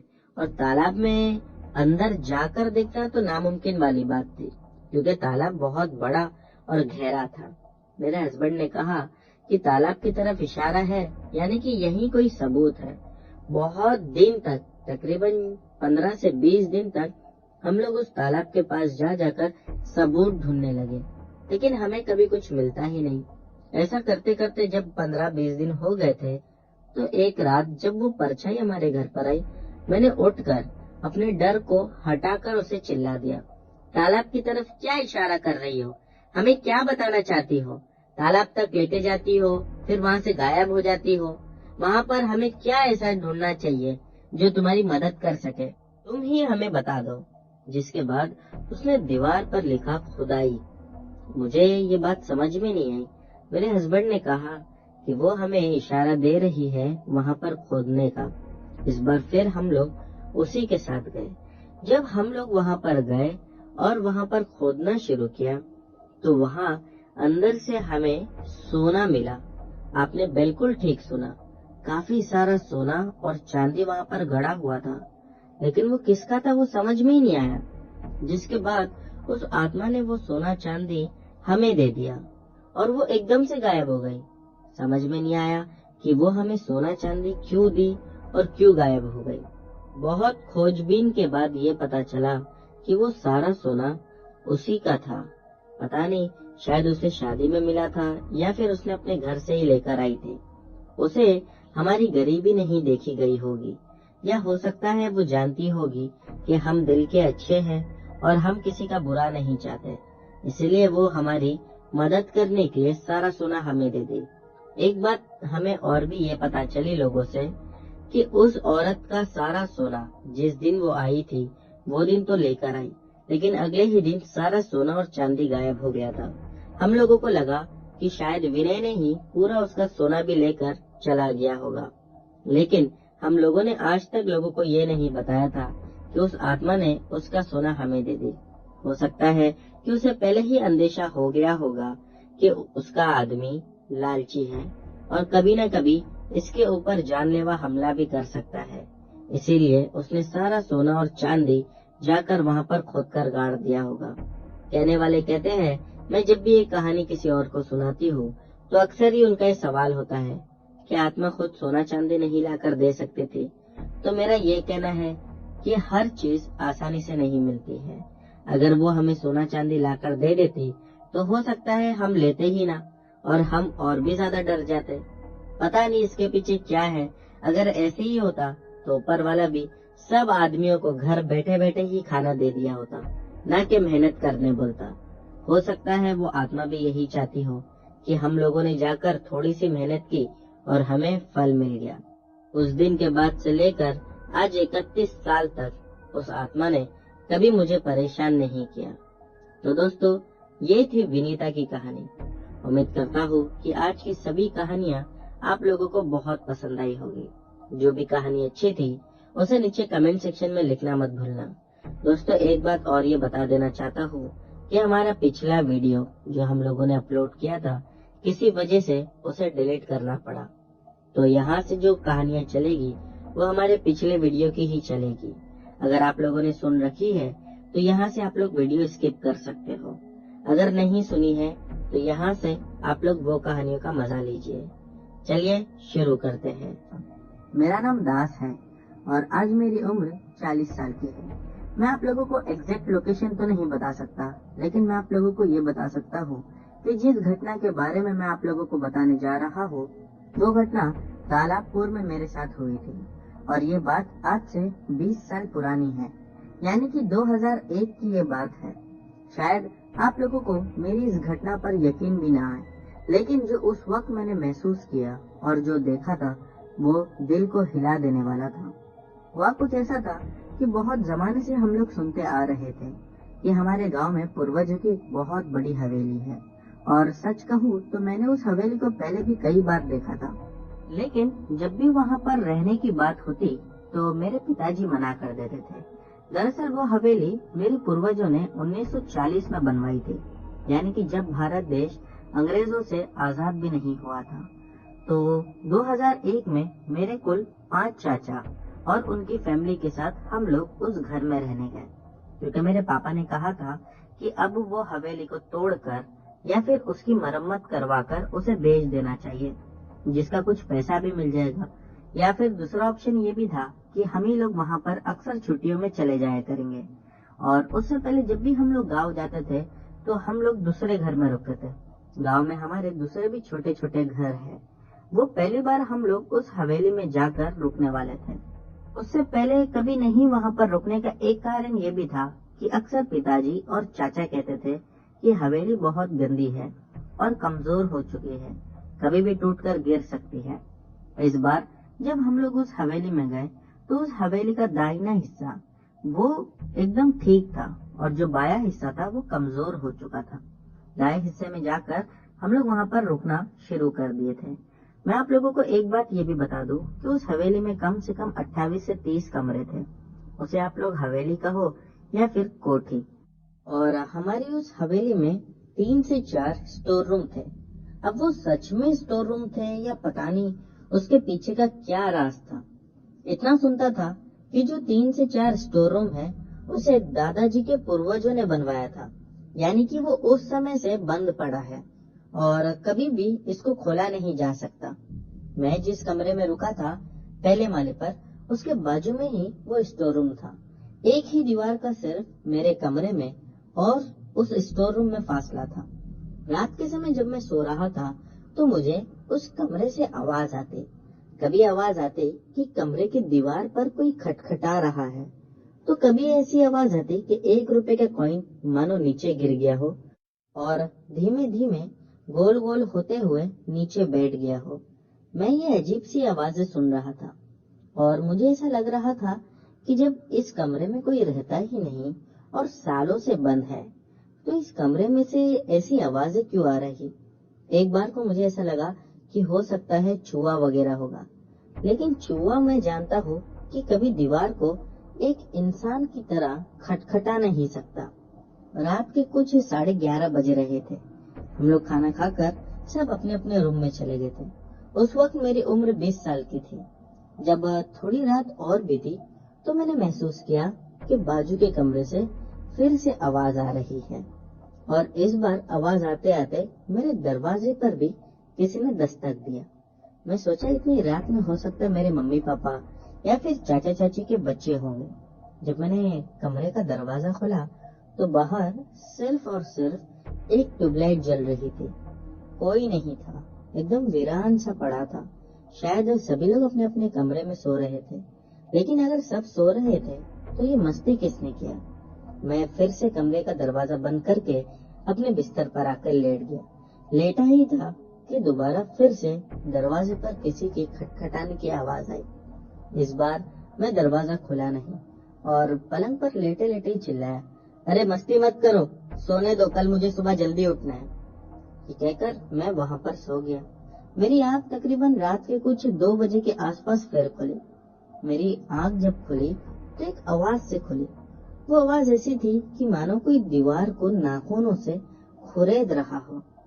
हालांकि आज जो भूतिया पिक्चर बनती है उसमें ये सारे ही सीन दिखाते हैं, लेकिन उस वक्त ये सब मैं सच में महसूस कर रहा था।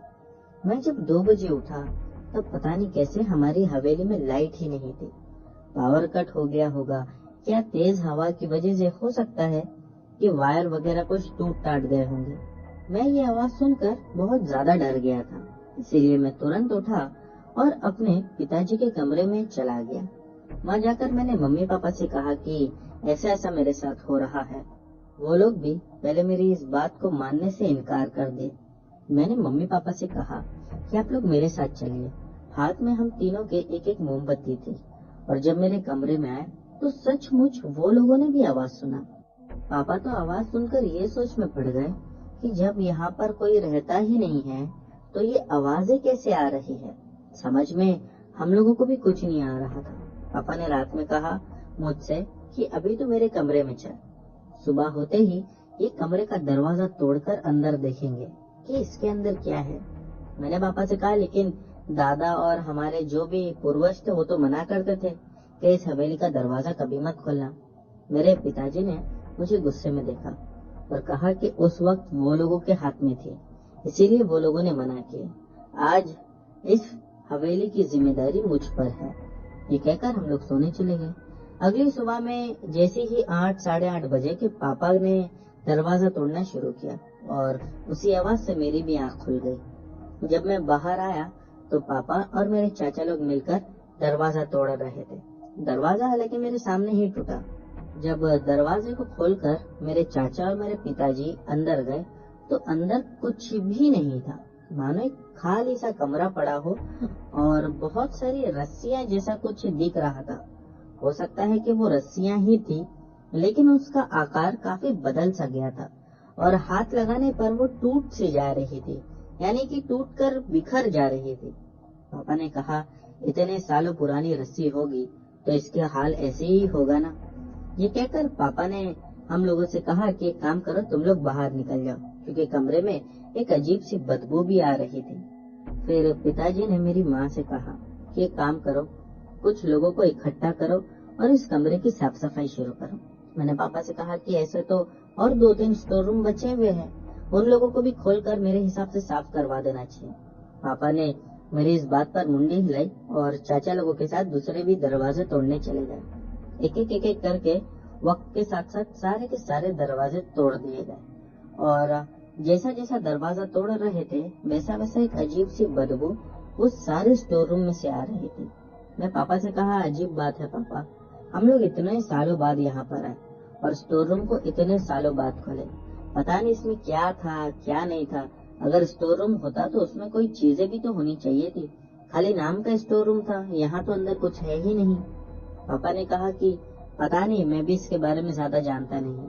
हाँ, उसके बारे में कुछ बातें ऐसी थी जो दादाजी जानते थे, लेकिन उन्होंने कभी बताया नहीं और हमेशा कहते थे कि वो जानना तुम्हारे लिए जरूरी नहीं है। तो हम लोगों ने भी कभी पूछा ही नहीं उस बात को। अब हुआ कुछ ऐसा कि जैसा जैसा दिन ढल रहा था वैसा वैसा बदबू बढ़ती जा रही थी। हालांकि मेरी माँ और दूसरे लोगों ने मिलकर उस कमरे को अच्छे से धो चुका था, उसके बावजूद उस हवेली में एक अजीब सी बदबू महक रही थी। और जब रात का वक्त शुरू हुआ, करीबन 10:30-11 बजे, तब फिर से वो आवाजें हमें सुनाई देने लगी। इस बार जो चिल्लर गिरने की आवाज धीमे से आ रही थी, वो 10 गुना ज्यादा जोर से सुनाई दे रही थी और घर में पता नहीं एक अजीब सी मनहूसियत सी छा गई थी। इसी के साथ साथ जितने भी लोग मेरी माँ के साथ उस कमरे में सफाई करने गए थे, सभी लोगों की तबीयत खराब हो गई थी। किसी का सर दुख रहा है तो किसी का पेट, किसी को वॉमिट हो रही है। अजीब बात थी, अब अचानक से मेरे चाचा उनमें से उठकर खड़े हो गए और खड़े होकर बोलने लगे कि उस दरवाजे को नहीं तोड़ना चाहिए था। हम लोगों ने शायद कोई बहुत बड़ी गलती कर दी उस दरवाजे को तोड़कर। मेरे पापा ने कहा कि ऐसी क्या गलती की, ऐसा थोड़ी ना था कि उस दरवाजे के पीछे हमारा बहुत सारा माल था या किसी और का माल था जो हमने लूट लिया। हमारा घर है, आज नहीं तो कल तोड़ना ही पड़ता था। अगर ये हम हवेली किसी और को बेचते तो वो क्या लगता है, स्टोर रूम बना के रखता, वो भी तोड़ देता। पापा की ये बात सुनकर सभी लोग चुप हो गए और रात में खाना खाकर सब अपने अपने कमरे में सोने चले गए। तकरीबन 1 ही घंटा हुआ रहेगा कि मेरे चाचा के कमरे से एक जोर की आवाज आई। मेरे चाचा के जब कमरे से आवाज आई तो हम सभी लोग उनके कमरे की तरफ भागे। वहां पर जाकर देखा तो चाची एक कोने में दीवार से अपने आप को सिमटा चुकी है और चिल्ला रही थी कि ये मुझे जान से मार देगा, मुझे बचा लो। हम लोगों ने इनके कमरे में घुस के अच्छा नहीं किया। बहुत अजीब सा ये सुनने में आ रहा था, क्योंकि उससे पहले हाँ, भूतिया कहानियां पढ़ना और सुनना ये सब मैं करता था, लेकिन अपनी असल जिंदगी में शायद मैं वो पहली बार देख रहा था। मेरी चाची का ये कहना था कि सभी लोग एकदम से सटपटा गए और मेरे जो चाचा थे उन्होंने कहा, कौन है यहाँ पे, हम लोग सब है, तुझे कोई कुछ नहीं करेगा। बस चाचा का इतना कहना था कि जो मेरी चाची का मुंह दीवार से थोड़ा सा पीछे था, ऐसा लगा किसी ने बहुत जोर से चाची का चेहरा दीवार पर दे मारा और जब उनका सर दीवार पर टकराया गया तो उसकी आवाज पूरे घर में गूंजने लगे। मेरे पिताजी ये देखकर समझ गए कि कुछ तो गड़बड़ है। उन्होंने सभी चाचा से कहा कि इसे पकड़ लो, यानी कि मेरी चाची को, और पकड़कर वो लोग उन्हें हवेली के बाहर लेकर जाने की कोशिश करने लगे। मैंने कोशिश इसलिए किया कि जैसे ही चाची कमरे के दरवाजे तक पहुंची तो उनके बात करने का अंदाज ही बदल गया था। मानो ऐसा लग रहा था कि वो मेरी चाची ही नहीं कोई और है, और वो चिल्ला चिल्ला कर कह रही थी कि हम लोगों को उसी में रहने देना चाहिए था, हम लोगों को निकाल कर अच्छा नहीं किया। ये बात बहुत अजीब सी लग रही थी। जैसा तैसा चाचा और सभी लोगों ने मिलकर उन्हें उस कमरे से तो निकाल दिया, लेकिन हवेली के बाहर नहीं निकाल पाए। अब सुबह होने तक का सभी लोग बैठकर इंतजार कर रहे थे। चाची के इर्द गिर्द ही घेरा डालकर सब बैठे हुए थे। जैसे ही सुबह की सूरज की उगती हुई किरणें नजर आई, मेरे पापा और चाचा तुरंत बाजू के मंदिर में गए, वहां से पंडित जी को बुलाने। जब पंडित जी वहां पर आए तो पंडित जी काफी जाने माने और बहुत ऊंचे इंसान थे। उन्होंने देखते ही कहा कि इसके ऊपर कोई बुरी आत्मा का साया है और वो बुरी आत्मा कई सालों से इस कमरे में बंद थी। जैसे ही पंडित जी ने ये कहा, उस वक्त सभी लोगों को एक बात समझ में आ गई कि अब तक के जो स्टोर रूम का नाटक चल रहा था कि स्टोर रूम है और उसे खोलना नहीं है, वो अब समझ में आ चुका था कि वो क्या था। मेरे पिताजी ने पंडित जी से कहा कि आप ही इसका कोई समाधान हमें बता दो।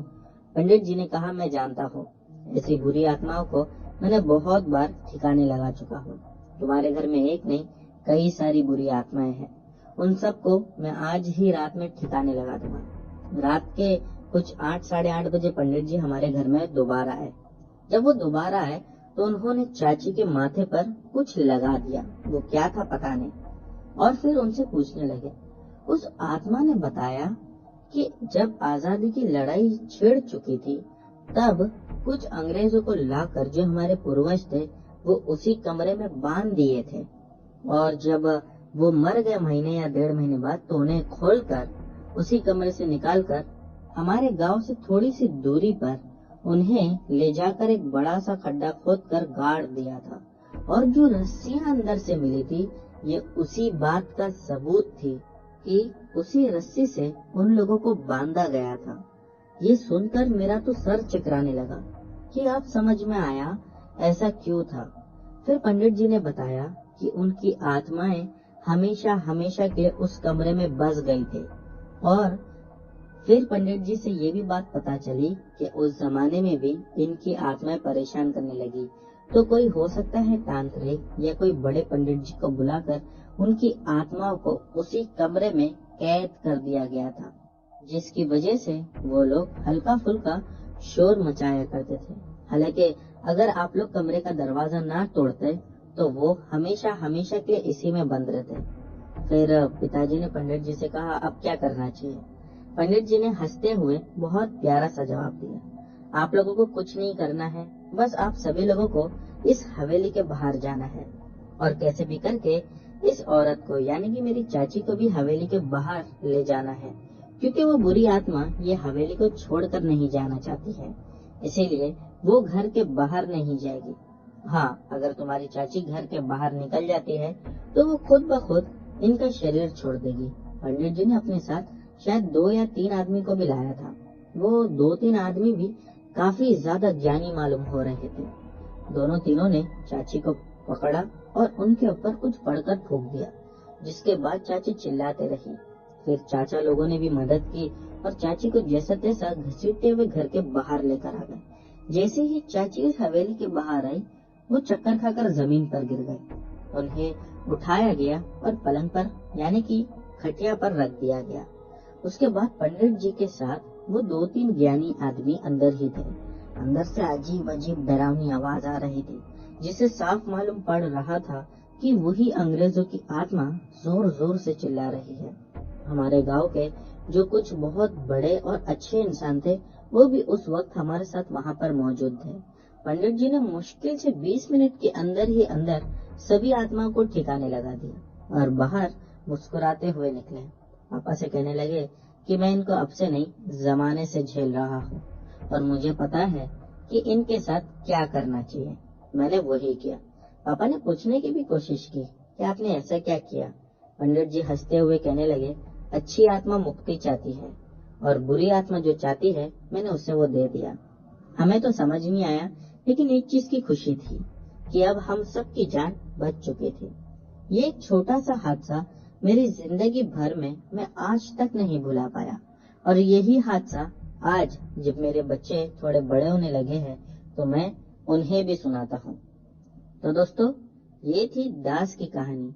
अब बढ़ते हैं हमारी आज की अगली कहानी की तरफ। दोस्तों, हमारी आज की अगली कहानी सरला जी की है। इन्होंने पहले भी हमारे चैनल के साथ एक बार कहानी शेयर कर चुकी है, तो इनकी जो दूसरी कहानी है, चलिए वो इन्हीं के पॉइंट ऑफ व्यू से सुनते हैं। जैसा कि मैंने आप लोगों को पहले ही बता रखा है, मेरा असली नाम सरला है, लेकिन मुझे रुचि कहकर घर वाले और मेरे जानने वाले बुलाते हैं। ये बात उन दिनों की है जब हम लोग एक सीरियल का शूट कर रहे थे। मैं आप लोगों को सीरियल का नाम नहीं बता सकती हूँ, क्योंकि इसे प्राइवेट रहने ही देना ही ज्यादा अच्छा है। वह कुछ ऐसा था कि वो सीरियल भूतिया सीरियल था। हम लोग जिस जगह पर पहुंचे तो वहां पर पहुंचने के बाद पता नहीं क्यों मुझे बहुत ज्यादा नेगेटिव वाइब्स आ रही थी। इससे पहले मैंने भी सुन रखा था और शायद आप लोगों को भी पता होगा कि जैसा 1920 मूवी बनाने में या फिर दूसरी बहुत सारी मूवी बनाने में स्टार्स को और जो उनके क्रू मेंबर्स होते थे उन्हें कई बार भूतों का सामना करना पड़ा है। सचमुच उनमें से किसी ने तो भूतों को देखने का दावा भी किया था। अगर आपको नहीं पता है तो आप लोग इसके बारे में गूगल पर भी सर्च कर सकते हो। वैसे तो मैंने इससे पहले भी कई बार भूतिया सीरियलों में यानी कि भूतिया सीरियल बनाने में जो क्रू मेंबर यूज होते हैं उनमें काम किया है, लेकिन शायद इस बार जो मैं एक्सपीरियंस करने वाली थी वो कुछ अलग था। हम लोग मुंबई से काफी दूर आ चुके थे और जिस जगह पर हम लोग पहुंचे तो मेरी जो मैडम थी उनका और मेरा कमरा एक ही था। वहाँ पर कमरे बहुत ज्यादा थे लेकिन लोग भी काफी ज्यादा थे, इसीलिए सभी लोगों को एडजस्ट करवाने के लिए एक कमरे में 2 लोगों को रुकना पड़ रहा था। एक अजीब बात उस इलाके की ये थी कि वो इलाका काफी शांत और अजीब सा लग रहा था। जिस जगह पर हम लोग रुके थे वो हवेली थी या होटल थी समझ में ही नहीं आया। बस वहाँ पर और भी बहुत सारी भूतिया पिक्चर की शूटिंग पहले हो चुकी है। अभी फिलहाल पिछले 4-5 सालों से वहाँ पर शूटिंग की अनुमति नहीं मिलती है। किसी वजह से वहाँ पर शूटिंग का काम रोक दिया गया है। जब हम लोग वहाँ पर शूटिंग करने गए थे तो मेरी मैडम को एक आदत है कि रात के समय उन्हें जल्दी नींद नहीं आती। हम लोग खाना खाकर तकरीबन 1 बजे घर से बाहर निकल गए। घर के बाहर बहुत बड़ा आंगन था।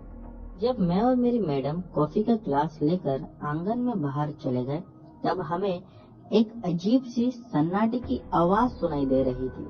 आपने बिल्कुल ठीक सुना, सन्नाटे की भी एक अपनी ही आवाज होती है। सभी लोग गहरी नींद में सो रहे थे क्योंकि बहुत लंबा रास्ता तय करके हम लोग वहाँ पर पहुँचे थे। मेरी मैडम ने मुझसे कहा कि कल जो हम लोग जिस जगह का शूट करेंगे वो ये जगह है। शूट कुछ ऐसा होना था कि वहाँ पर जो बहुत बड़ा सा पेड़ था आंगन में, उसके ऊपर एक औरत फांसी लगाकर मर जाती है और उसी की आत्मा उस पेड़ के आसपास भटकती रहती है। जैसे ही मेरी मैडम ने मुझे उस पेड़ की तरफ इशारा किया, यकीन मानिए मुझे ऐसा लगा कि सच में वहाँ पर कोई औरत की लाश फांसी लगाकर लटक रही है। मैंने मैडम से कहा, मैडम वहाँ तो मुझे सच में दिख रहा है। मैडम ने मुझे हंसते हुए कहा कि तुम्हें भी इतनी रात में मजाक सूझता है। मैंने कहा नहीं मैडम, मैंने सच में वहाँ पर एक बार को ऐसा देखा कि किसी की लाश लटक रही है और फिर वो एकदम से गायब हो गई। मैडम ने मुझे हंसते हुए कहा कि तुम भी बहुत जल्दी एक्टर बनने वाली हो, इमेजिनेशन पावर कुछ ज्यादा ही अच्छा है। मुझे ये सब बात सुनकर मैडम की उस वक्त तो हंसी आ रही थी, लेकिन मेरा मन अंदर से इस बात को मानने को तैयार ही नहीं था कि जो मैंने देखा है वो सच था। मैडम से बात करते करते मैडम और मैं तकरीबन आधा घंटा वहाँ बिताए और फिर जब बात करते हुए हम लोग अंदर जाने लगे तब मैंने दोबारा वहाँ पर उसी लाश को लटकता हुआ देखा। मैंने मैडम से फिर कहने की कोशिश की, लेकिन मैडम ऑलरेडी मेरे से कुछ बात कर रही थी। मुझे अच्छा नहीं लग रहा था कि मैं मैडम की बात को काट कर अपनी बात कह दूं। तभी मेरा फोन बज पड़ा और उस समय मेरे बॉयफ्रेंड का मुझे फोन आया था। वो शायद इसलिए फोन किया था कि मैं जिस जगह पर गई हूँ तो मैं अच्छे से पहुँच गई या नहीं। नॉर्मल हाय हेलो वाला फोन था। मैडम से मैंने कहा कि आप अंदर जाइए, मैं आती हूँ। मैं बाहर ही आंगन में खड़े रहकर उससे बात करना शुरू कर दी। मैंने उसे सारी बात बताई। वो भी हंसने लगा, कहने लगा कि नहीं ये सब तेरा वहम है, ऐसा कुछ नहीं होता है। वो मुझसे अभी ऐसे कह ही रहा था कि मैंने दोबारा उसी पेड़ पर लटकी हुई लाश को देखा और देखने के बाद मेरे हाथ से फोन गिर गया। मैं खुद भी बल्कि वहाँ पर गिर गई। शायद वो डर था। मैं उस लाश को ही देख रही थी कि उस लाश की आंखें जो कि अब तक बंद थी वो एक झटके से खुली। उसकी सफेद सफेद पूरी आंखें थी और मुझे ऐसा घूर कर देख रही थी कि उसका बस चलता तो मुझे वहीं के वहीं कच्चा चबा जाती। ये देखने के बाद तो मानो मेरी चीख निकल गई। जैसे ही मैंने जोर से चिल्लाया तो शायद मैडम अपने कमरे में जगी हुई ही थी। वो भागते हुए मेरे पास आई और मुझसे कहने लगी, क्या हुआ, क्या बात है। नीचे गिरने की वजह से मेरे कपड़े भी खराब हो चुके थे। मैंने रोते हुए और हड़बड़ाते हुए मैडम से कहा कि मैंने उस लाश को फिर से वहाँ पर देखा। मैडम ने मुझसे कहा कि अरे यार हद हो गई। मैंने कहा नहीं, ये तुम्हारा वहम है। अगर वहाँ लाश होती तो हमें क्यों नहीं दिखती, और अगर सच में कभी मान लो वहाँ पर लाश है भी तो हम लोग पुलिस कंप्लेंट करेंगे, इसमें डरने की क्या बात है। मैडम ने मुझे दिलासा दिया और मुझे उठाकर अपने कमरे में लेकर चले गई। मैं तो रात भर नहीं सो पाई क्योंकि मुझे डर इतना ज्यादा लग रहा था जिसकी इंतहा नहीं थी। मैडम सो गई।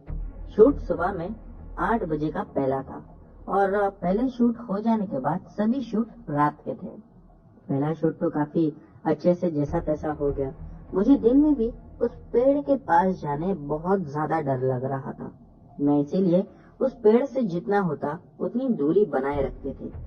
जब 2 दिन के बाद हमारा शूट रात में कुछ 9:30 बजे का था, तब मैं उस पेड़ के पास डायरेक्टर यानी कि जो थे उन्हीं के पास खड़ी हुई थी। डायरेक्टर की कुर्सी भी उस पेड़ के पास लगी हुई थी। मैं उनके पास खड़े खड़े बात कर रही थी। और बात करते करते मैंने अचानक से देखा कि मेरे ऊपर कुछ गिरा। जब मैंने हाथ लगाकर देखा तो पानी जैसा कुछ लग रहा था। जब वो पानी मुझ पर गिरा, मानो ऐसा लग रहा था कि किसी ने 2-4 बूंद की कुल्ली मुझ पर कर दिया। लेकिन मैंने वो बात को इग्नोर कर दिया और वापस से अपने काम में लग गए। देखते ही देखते कुछ ही देर के बाद जो डायरेक्टर साहब के बाजू में एक क्रू स्टाफ था, उसने जोर से चिल्लाया और चीख मार कर वहीं बेहोश होकर गिर गया। सभी लोगों ने जाकर उसे उठाया और उठाकर उसे कमरे में लेकर गए। जब उसे होश आया तो उसने बताया कि मैंने वहां पर किसी आत्मा को चलते हुए देखा। सभी लोगों ने उससे कहा कि तुझे कैसे पता कि वो आत्मा है? तब उसने सेम वैसा ही उस आत्मा को डिस्क्राइब किया जैसा मैंने की थी। उसने बताया कि उसकी सफेद सफेद आंखें थी, चेहरे से जबान और आंखें बाहर लटक रही थी। उसके कान के ऊपर कुछ अजीब से निशान थे। ऐसा लग रहा था कि किसी ने उसके कानों को मोड़ दिया है या फिर जला दिया है। मैंने मैडम से कहा, मैडम मैंने भी ऐसे ही उसको देखा था और मुझे लगता है कि हम जिसे देख रहे हैं वो हो ना हो सच में एक आत्मा है। इसके बाद उसने बताया कि उसके चेहरे पर बहुत ज्यादा गुस्सा दिख रहा था। ऐसा लग रहा था कि अगर उसका बस चलता तो वो हमें जान से मार देती और शायद उसे हमारा यहाँ पर होना नहीं पसंद है। मैडम ने हंसते हुए कहा कि इस लोकेशन पे पहले भी कई बार शूट हो चुका है, तो ऐसा कैसा उसे नहीं पसंद है? अगर ऐसी ही बात होती तो इससे पहले जिन जिन लोगों ने यहाँ शूटिंग की है वो शायद उन लोगों से भी बदला लेती या उनको भी मार देती। देखो, जो भी आत्मा है वो मारेगी तो नहीं, लेकिन हाँ, हो सकता है कि उसे ना पसंद हो। हम लोग को भी यहाँ पे कौन सा अच्छा लग रहा है। जितना जल्दी होगा शूट करके यहाँ से निकल जाएंगे। मैडम की ये सारी बात सुनकर मुझे पता नहीं उस वक्त मैडम पर बहुत गुस्सा आ रहा था। हाँ, लेकिन जो दूसरा लड़का था जो आत्मा को देखने का दावा कर रहा था, वो उसी दिन वहां से दूसरी गाड़ी पकड़कर शहर आ गया और उसने साफ साफ कह दिया कि मुझे पैसे भी नहीं चाहिए, कुछ भी नहीं चाहिए, बस मुझे अपने घर जाना है। मुझे पैसों की बहुत ज्यादा जरूरत थी, इसीलिए मजबूरन वहां पर रुकना ही था। मैं मैडम से काफी अच्छे से बात कर रही थी और उन्हें समझाने की कोशिश कर रही थी, लेकिन मेरी बात मानता तो कौन। जब वो शूट खत्म हो गया, यानी कि उसके तकरीबन 4 या 5 दिन बाद मैडम और मैं रात में अपने कमरे में सो रहे थे कि तभी मैडम को रात के समय अचानक से एक आवाज सुनाई दी। मैडम ने वो आवाज सुना और उठकर बैठ गई, लेकिन उन्होंने वो आवाज सुनकर भी अनदेखा किया। उन्हें बाथरूम जाना था तो वो बाथरूम के वहां से चले गए। जब मेरी मैडम बाथरूम से बाहर आने लगी तब ऐसा लगा कि बाथरूम के अंदर ही कोई है जिसने उन्हें पकड़ कर रखा है और उन्हें बाहर नहीं जाने देना चाहता। इस पर मेरी मैडम जोर जोर से चिल्लाने लगी, मुझे ही आवाज देने लगी। मेरी आंख जब आवाज से खुली तो मैंने देखा कि मैडम है ही नहीं और बाथरूम के दरवाजे पर कोई खटखटा रहा है। मैं समझ गई कि मैडम ही वहां पर है।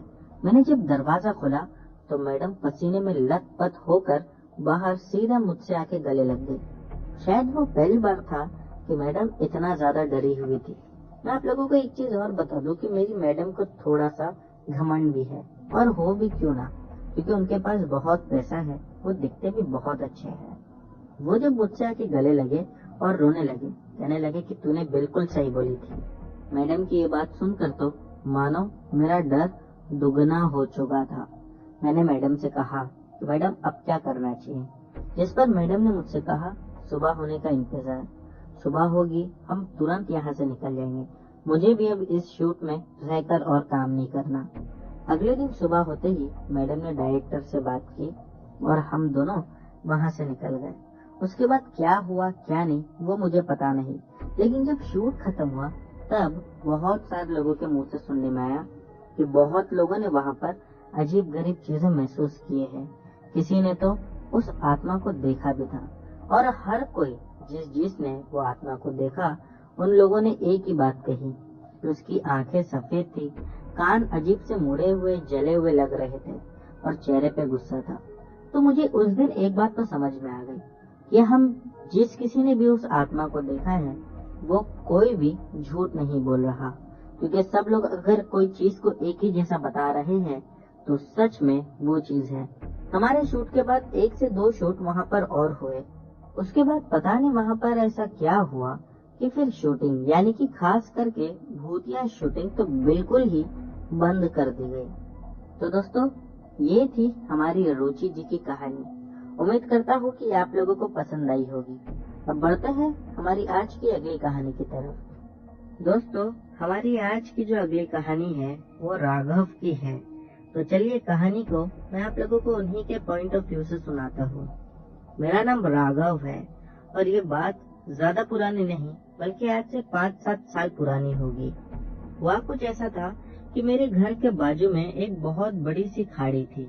वो खाड़ी से गुजरने के लिए यानी कि एक जगह से दूसरी जगह जाने के लिए ऊपर एक ब्रिज बंधा हुआ था।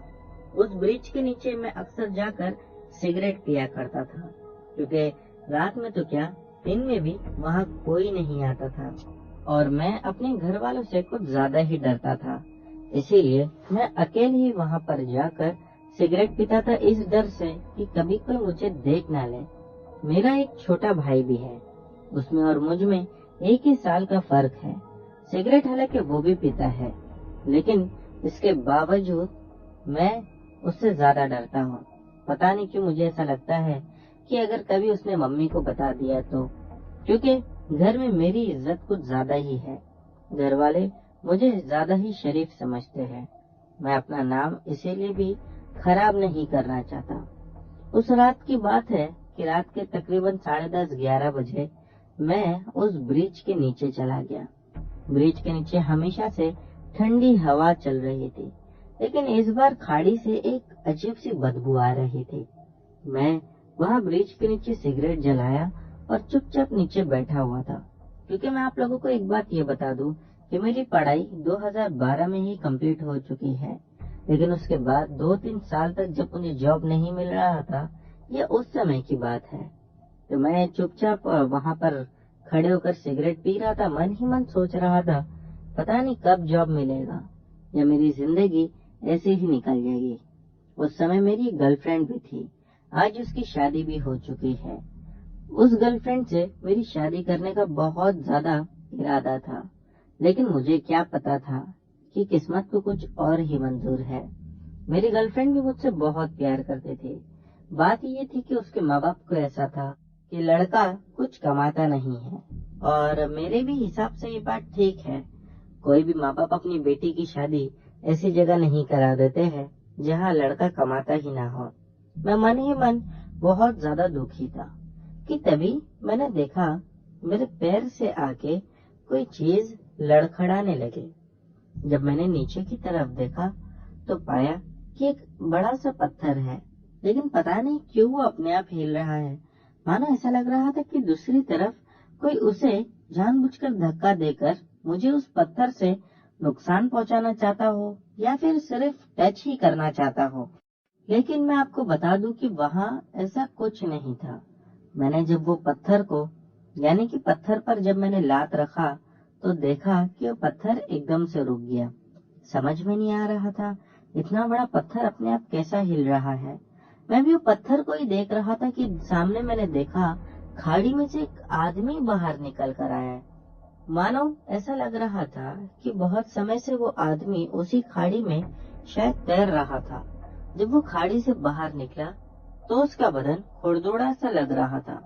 शायद बहुत ज्यादा देर पानी में रहने की वजह से ऐसा हो गया था या पता नहीं, और बदन के ऐसा हो जाने की वजह से ही उसके ऊपर खाड़ी की बहुत सारी गंदगियां भी चिपक गई थे।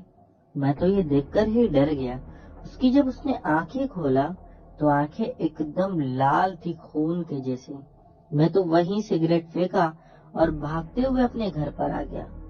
एक बात और कि जब वो उस खाड़ी से बाहर निकला तो उसके आंग में से कहिए या फिर उसके बाहर निकलने की वजह से एक अजीब सी बदबू आने लगी, और वो बदबू इतनी ज्यादा स्ट्रांग थी कि अगर और 2-5 मिनट कोई खड़े रहकर वहाँ उस बदबू को सूंघ लेता तो शायद बेहोश होकर गिर जाता।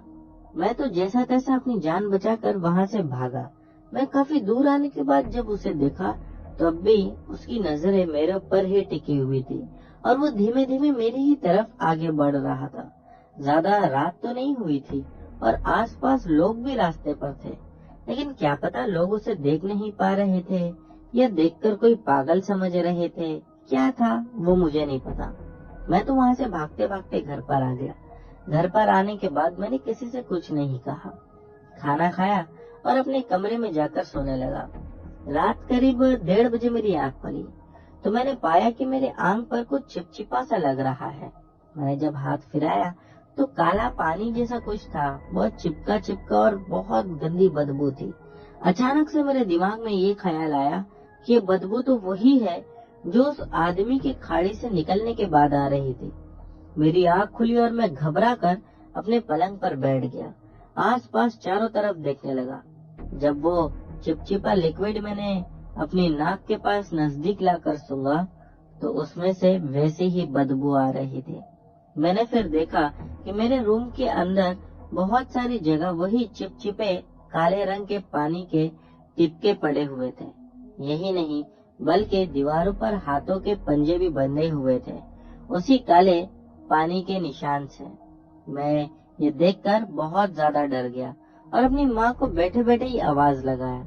मेरी माँ बाहर से भागते हुए मेरे कमरे में आई, उन्हें सारी बात बताई और उसमें एक डरा देने वाली बात ये थी कि हमारा घर, खिड़की सब लॉक था। उसके बावजूद ये निशान कहाँ से आए। मेरे पापा ने भी जब ये देखा तो देखकर घबरा गए। वो रात हम पर बहुत बुरी गुजरी क्योंकि हम सभी लोगों ने वो रात को सोकर नहीं बल्कि घर के हॉल के हिस्से में बैठकर निकाला। सुबह होते ही मेरी माँ और मेरे पापा मुझे लेकर तुरंत पंडित जी के पास गए, उन्हें सारी बात बताई। पंडित जी ने जिसके बाद कहा कि कुछ आत्माएं ऐसी होती है जिनकी अधूरी इच्छाएं बाकी रह जाती है, या फिर जब कोई इंसान वक्त से पहले मर जाता है तो उनकी आत्मा धरती लोक पर ही भटकती है। कभी वो लोगों को परेशान करती है या फिर कभी वो किसी लोगों से कुछ कहना चाहती है। अब ये सब अपने ऊपर समझने की बात है। पापा ने कहा वो जो भी हो मेरे बच्चे को इससे छुटकारा दिलाओ। जिसके बाद पंडित जी ने कहा कि आज रात में जिस समय बेटा तुम खाड़ी पर जाते थे सिगरेट पीने, हम लोग उसी समय जाएंगे। अब इसमें हैरान कर देने वाली बात ये थी कि आखिर पंडित जी को कैसे पता चला कि मैं रात के समय सिगरेट पीने खाड़ी के पास जाता था। जैसे ही पंडित जी ने ये कहा मैं तभी ही समझ गया कि यही आदमी है जो मुझे उस बुरी आत्मा से छुटकारा दिला सकते हैं, क्योंकि ये बहुत ज्ञानी आदमी मालूम हो रहे थे और लोगों का ऐसा कहना था कि उनके पास कुछ अच्छी शक्तियां हैं जिससे वो आने वाला फ्यूचर भी इंसान का जान सकते हैं। मुझे नहीं पता था कि इस बात में कितनी सच्चाई थी, लेकिन उस दिन मैं उनकी उस बात पर यकीन करने लगा कि एक आदमी को ऐसे कैसे पता हो सकता है कि मैं रात के समय वहाँ सिगरेट पीने जाता था। पंडित जी रात के समय मेरे साथ गए और कहने लगे कि अभी हम यहाँ पर कुछ पढ़कर फूकेंगे और फिर उसके बाद तुम्हारे हाथ में मैं एक नारियल दूंगा, उसे यहीं पटक कर तोड़ देना। मैंने भी कहा ठीक है। फिर पंडित जी कुछ पढ़ने लगे, जिसके बाद मैंने देखा कि वही आदमी दोबारा उस खाड़ी से बाहर निकलकर मेरी तरफ आ रहा है। पंडित जी ने मुझसे पहले ही कहा था कुछ भी हो जाए डरना नहीं, तो मैं थोड़ा डर तो रहा था लेकिन हिम्मत दिखा रहा था। पंडित जी का पढ़ाई पूरा खत्म हुआ। उसके बाद उन्होंने मेरे हाथ में वो नारियल दिया। मैंने उस नारियल को लेकर जोर से जमीन पर मारा, जिसके बाद वो 2 टुकड़ों में बिखेर गया और उसमें से गंदा सा काला पानी निकलने लगा। मैं देखकर हैरान हो गया क्योंकि नारियल मैंने ही खरीदा था। मैं पंडित जी से कहने लगा कि नारियल खराब तो नहीं था, जिस पर उन्होंने मुस्कुराते हुए कहा नारियल खराब नहीं था, लेकिन जो भी खराब साया तुम्हारे पीछे था अब वो तुम्हारा पीछा छोड़ देगा। और मैंने देखा कि वो आदमी जो कि खाड़ी के बाहर निकला था वो फिर से पीछे होते होते खाड़ी के अंदर जाकर डूब गया। फिर पंडित जी ने कहा कि मैंने भी उसे देखा जिसे तुमने देखा। हो सकता है कि उसकी आत्मा किसी से अपना बदला लेना चाहती हो, या फिर हो सकता है कि तुम्हें कोई मैसेज देना चाहती हो। खैर जो भी था मुझे पता नहीं, मैं तो वैसे भी उस आत्मा से छुटकारा पाना चाहता था जो कि पंडित जी की मदद से मुझे मिल चुका था। मैंने पंडित जी से कहा कि मैं अब दोबारा यहाँ कभी नहीं आऊंगा। जिस पर उन्होंने कहा कि अब अगर तुम यहाँ आओ भी तो कोई दिक्कत नहीं है, क्योंकि मैंने तुम पर ऐसी बंदिश कर दी है कि अब कोई भी बुरी आत्मा तुम्हारे आस पास आने से भी डरेगी। उसके बाद क्या था, मैं खुश हो गया और फिर दोबारा ऐसा हादसा मेरे साथ कभी हुआ ही नहीं। तो दोस्तों, ये थी राघव जी की कहानी। उम्मीद करता हूँ कि ये कहानी आप लोगों को पसंद आई होगी। तो दोस्तों, चलिए अब बढ़ते हैं हमारी आज की अगली कहानी की तरफ। दोस्तों, अक्सर ही आप लोगों ने जिन जिन्नात के बारे में सुना होगा। आज मैं जो कहानी बताने जा रहा हूँ वो भी एक जिन की है। ये कहानी हमें सलमान ने भेजी है, जो कि यूपी के रहने वाले हैं।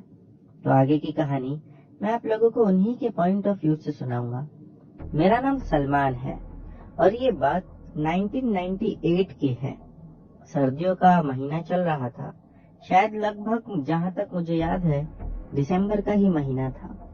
रात के 2:30 बजे मैं, मेरी मम्मी पापा गहरी नींद में सो रहे थे कि तभी दरवाजे पर किसी ने बहुत जोर से दस्तक दी। मेरी मम्मी तुरंत उठी और पापा को उठाया। पापा इतनी गहरी नींद में थे कि उनकी आंख ही नहीं खुल रही थी। हम लोग किसान हैं, इसीलिए रात दिन खेत में मेहनत करने के बाद जब कभी हमें मौका मिलता है और हम सोते हैं तो हमें बहुत ज्यादा गहरी और अच्छी नींद आती है। पापा उठकर दरवाजा खोले तो एक लंबा चौड़ा आदमी, उसका चेहरा ढका हुआ था और बदन पर एक चादर ओढ़ रखा था। उसने पापा से कहा कि चलो, तुम्हें ये आदमी बुला रहा है। मैं उस आदमी का नाम नहीं लेना चाहता। वो आदमी मेरे पापा के बहुत अच्छे दोस्त थे। पापा को यकीन ही नहीं आया कि इतनी रात में 2:30 बजे वो मुझे क्यों बुलाएगा। उन्होंने कहा, वो सब मुझे नहीं पता, लेकिन तुमको बुलाया है, अभी मेरे साथ चलना पड़ेगा। पापा ने मम्मी से कहा कि मैं क्या करूं। मम्मी ने कहा कि जाओ, तुम्हारा दोस्त मुसीबत में होगा, उसे शायद हो सकता है तुम्हारी जरूरत हो। मेरे पापा वहाँ से निकल गए। मैं आप लोगों को एक बात ये भी बता दूं कि मेरे पापा एक बहुत नेक इंसान थे। भले ही किसान थे, लेकिन उनकी कभी भी नमाज नहीं जाती थी। तो जब मेरे पापा रास्ते में जा रहे थे, तभी उस आदमी ने उन्हें एक रास्ते के साइड में जाकर रोक दिया और वो खुद भी खड़ा हो गया। कहने लगा कि हमें भूख लगी है, हमें कुछ खिलाओ। पापा उसे देखकर बहुत ज्यादा दंग रह गए कि अभी तो मुझे कहीं लेके जा रहा था, फिर एकदम से रुक गया और खाना मांग रहा है। मुझे कुछ समझ में नहीं आ रहा है। पापा उससे बात ही कर रहे थे कि अचानक से एक हवा का झोंका आया मानो, और उस झोंके में 100-200 आदमी एक साथ इकट्ठा आ गए। पापा देखकर डर गए कि अभी तो यहाँ कोई नहीं था, फिर अचानक इतने सारे आदमी कहाँ से आ गए। वो आदमी सब के सब पापा को देखने लगे और कहने लगे कि हमें भूख लग रही है, हमें कुछ खिलाओ। पापा ने कहा कि मैं अकेला गरीब आदमी कहाँ से खिलाऊंगा। जिसके बाद उन लोगों ने कहा, जिस आदमी का नाम लेकर वो पापा को बुला रहे थे, उन लोगों ने उसी आदमी का नाम लिया। कहने लगे कि उसके घर पर केरला से केले के ट्रक आए हुए हैं, हमें मीठा बहुत पसंद है, तुम हमें केला ही खिला दो। पापा उन लोगों को लेकर अपने उसी दोस्त के पास गए और उनको सारी बात बताई। उनका दोस्त भी एक बहुत अच्छा और नेक इंसान था। वो समझ गए ये और कोई नहीं, ये जिन्नात है। उसने कहा कि ठीक है, मेरी जो भी ट्रक में आया है वो उन लोगों को खिला दो। इसके बाद पापा ने उन लोगों को उसी आदमी के घर के पीछे लेकर गया और जाकर उन्हें पेट भरकर फ्रूट्स खिला दिए। वहाँ खा लेने के बाद पापा बहुत ज्यादा डर गए थे और वहाँ से जैसा तैसा वो अपने घर पर आए। घर पर आने के बाद उन्होंने ये सारी बात हम लोगों को बताई। मुझे तो उस वक्त यकीन ही नहीं आ रहा था, लेकिन जो पापा का दोस्त था वो भी एक बहुत अच्छा इंसान था। अगले दिन जब वो घर पर आया और उसने मम्मा को मुझे बताया, तब कहीं मुझे ऐसा लगा कि पापा ने जो भी कहा वो सच था। मैं पापा की बात पर यकीन इसलिए भी नहीं कर रहा था क्योंकि पता नहीं, मुझे ऐसा लग रहा था कि कई पापा मजाक तो नहीं कर रहे। वैसे मेरे पापा झूठ तो कभी नहीं बोलते, लेकिन उस वक्त उनकी बात पर विश्वास करना थोड़ा मुश्किल हो रहा था।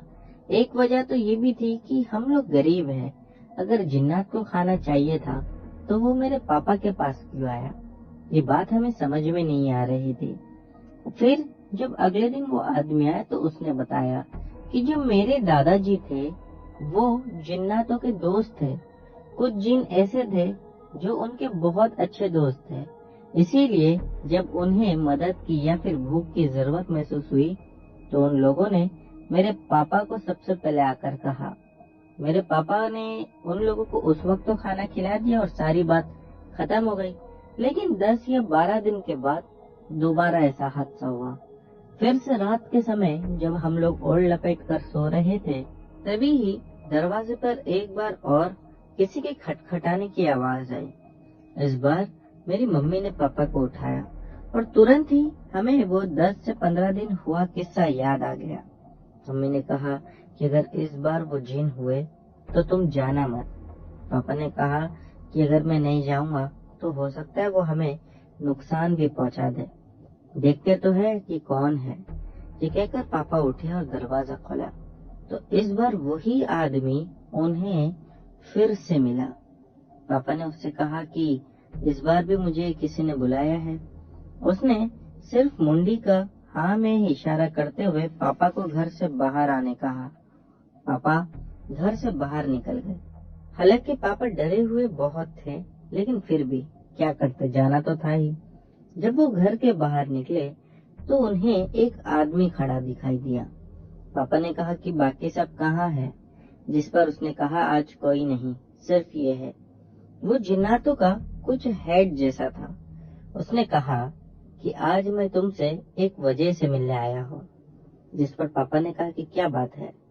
उसने बताया कि तुम्हारे पिताजी ने कुछ सोना और जेवर जमा करके हमें दिया था संभाल के रखने के लिए, और कहा था कि जब मुझे ऐसा लगे कि तुम्हें ये दे देना चाहिए तब तुम्हारी अमानत तुमको लौटा देना। और आज मुझे ऐसा लगता है कि अब वो तुम्हें दे देना चाहिए। पापा ने कहा कि मेरे पिताजी के पास सोना और जेवर थे।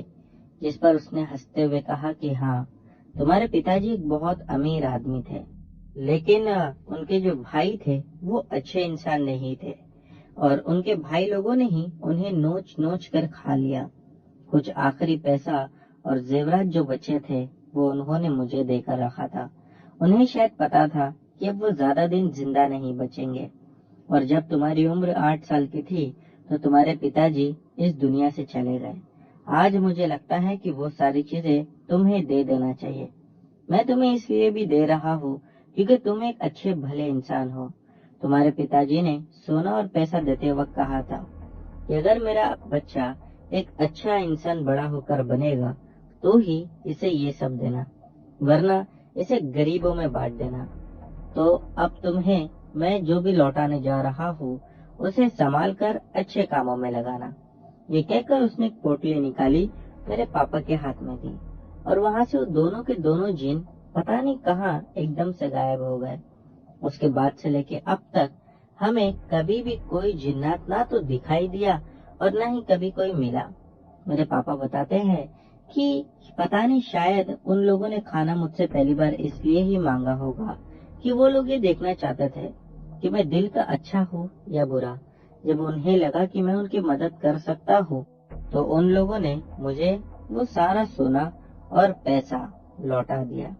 उसके बाद हम लोगों ने भी खेती बाड़ी छोड़ दी।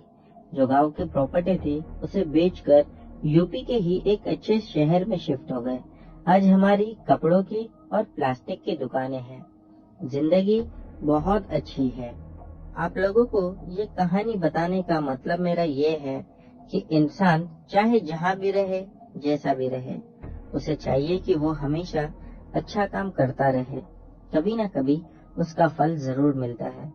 हम लोगों ने तो अपनी जिंदगी में नहीं सोचा था कि हम कभी अमीर बन पाएंगे या फिर इस गांव से कभी बाहर निकल पाएंगे, लेकिन ये सब मुमकिन हो गया, और कहीं न कहीं इसके पीछे मेरे पिताजी का बहुत बड़ा हाथ है। तो दोस्तों, ये थी सलमान की कहानी। अब बढ़ते हैं हमारी आज की अगली कहानी की तरफ। दोस्तों, हमारी ये अगली कहानी हमें फराह ने भेजी है। तो आगे की कहानी मैं आप लोगों को उन्हीं के पॉइंट ऑफ व्यू से सुनाऊंगा। मैं ये जो कहानी सुनाने जा रही हूँ वो आज से 16 साल पुरानी है। ये बात 2005 की है, जब मेरी उम्र 18 साल की थी। मेरी फैमिली में इस साल कुछ ऐसा हादसा हुआ जिससे हमारा यकीन पैरानॉर्मल चीजों पर ज्यादा बढ़ गया। नहीं तो इससे पहले मेरी पूरी फैमिली कभी इन सब चीजों में विश्वास ही नहीं करती थी और इन सब चीजों को वो मेंटल इलनेस कहकर बुलाती थी। मेरी सिस्टर यूएई में रहती थी। एक शाम हम लोगों को उसके हस्बैंड और इन-लॉज का कॉल आया और कॉल पर उसके हस्बैंड ने कहा कि मेरी सिस्टर मेंटली स्टेबल नहीं है और वो उसे कल शाम की फ्लाइट से इंडिया भेज रहा है और हम उसे एयरपोर्ट पर रिसीव कर ले। हम लोग इस अचानक के कॉल से थोड़ा परेशान हो गए थे। इन-लॉज की तरफ से मेरी सिस्टर को हमेशा कुछ न कुछ प्रॉब्लम रहती ही थी। दूसरे दिन मैं, मेरे पेरेंट्स और मेरा भाई उसे रिसीव करने एयरपोर्ट चले गए। वहाँ अराइवल पर मेरी सिस्टर जब बाहर निकली उसके 2 साल के बेटे को लेके, तब फ्लाइट के दूसरे पैसेंजर्स उसे देख रहे थे। पता नहीं उसने फ्लाइट में कैसा बिहेव किया था। कार में बैठने पर भी मेरी सिस्टर अजीब सा बर्ताव कर रही थी, जैसे बात बात पर आंखें दिखाना या फिर अपनी आंखें निकालकर हमें घूर कर देखना और बिना किसी बात के हंसना। मेरी माँ ने उससे पूछा कि तुम्हें क्या हो गया है, तो इस बात पर वो और भी ज्यादा हंसने लगी। हम सब एक दूसरे का चेहरा देखने लगे कि कार में इसे क्या हो गया है। तो मेरे पापा ने धीरे से मेरे भाई से कहा कि हमें इसे किसी साइकेट्रिस्ट के पास ले चलना चाहिए। मुंबई में डॉक्टर माचिसवाला नाम के जाने माने साइकेट्रिस्ट है, तो हमने सोचा उन्हें दिखा देंगे। घर जैसे ही पहुँचे तो उसने घर पर चलने से इनकार कर दिया और कार से निकल ही नहीं रही थी। हम लोग 2nd फ्लोर पर रहते थे और बिल्डिंग में लिफ्ट भी नहीं थी। जैसे तैसे मैंने और मेरी माँ ने उसे कार से जबरदस्ती निकाला। तब तक बिल्डिंग के सब फ्लोर पर कोई न कोई आ गया था, क्योंकि वो बहुत ज्यादा शोर मचा रही थी। 1-2 पड़ोसियों ने कहा भी कि ये भूत प्रेत का मामला लग रहा है। घर के हॉल में आते ही मेरी सिस्टर जबरदस्ती जमीन पर बैठ गई और पेशाब कर दिया। उसके बाद हंसने लगी। मेरी माँ उसे साफ करने बाथरूम में लेके गई। बाथरूम में वो माँ के ही गला दबाने लगे और खुद ही बेहोश हो गई। मेरी माँ ने जोर से चिल्लाया और बाहर आकर मेरे पापा को बताया। तब तक पड़ोसी जमा हो गए थे और एक ने किसी मौलाना का पता बताया। मेरे भाई के साथ बाइक पर बैठकर उनके पास भी ले गया। मौलाना बहुत पहुंचे हुए थे। मेरे भाई को उन्होंने एक ताबीज दी जो स्टील के पतरे पर स्क्रिबल किया हुआ कुछ लग रहा था और कहा कि जहाँ मेरी सिस्टर बैठी है या सोई है तो उसके गद्दे के नीचे रख दे।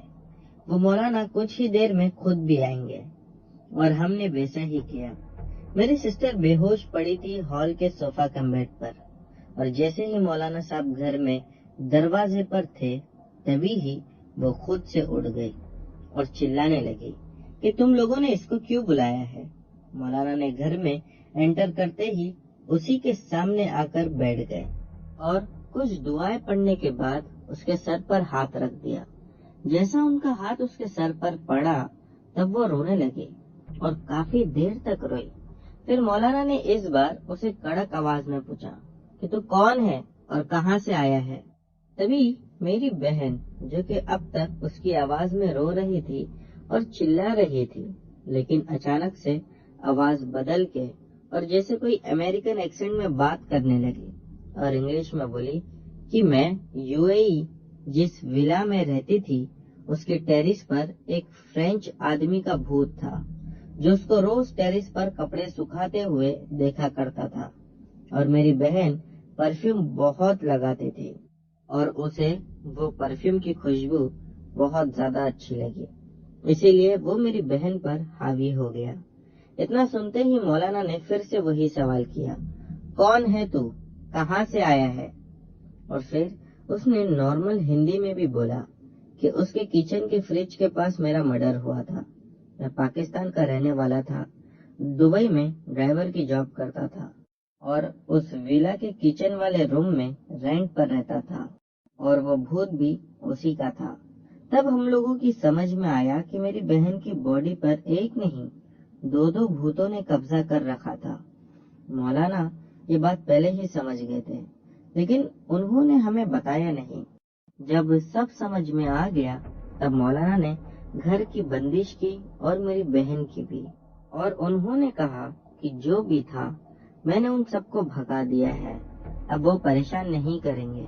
और उस रात हम सब चैन की नींद सोए।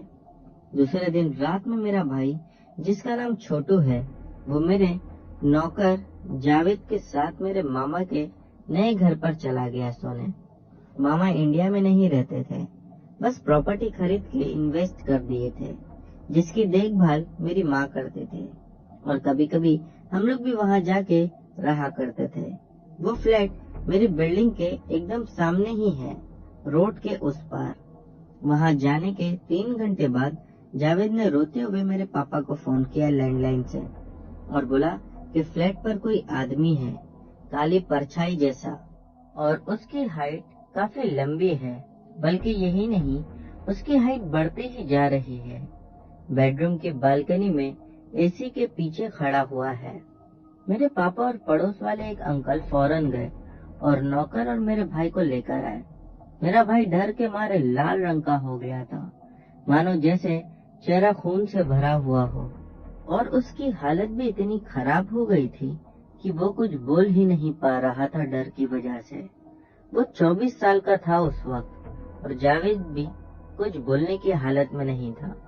हम लोगों ने अपने घर पर उन दोनों को लाया और उनकी हालत सुधारने का इंतजार करने लगे। कुछ ही देर में जब उनकी हालत ठीक ठाक लगी, तब हम लोगों ने पूछा कि क्या हुआ था।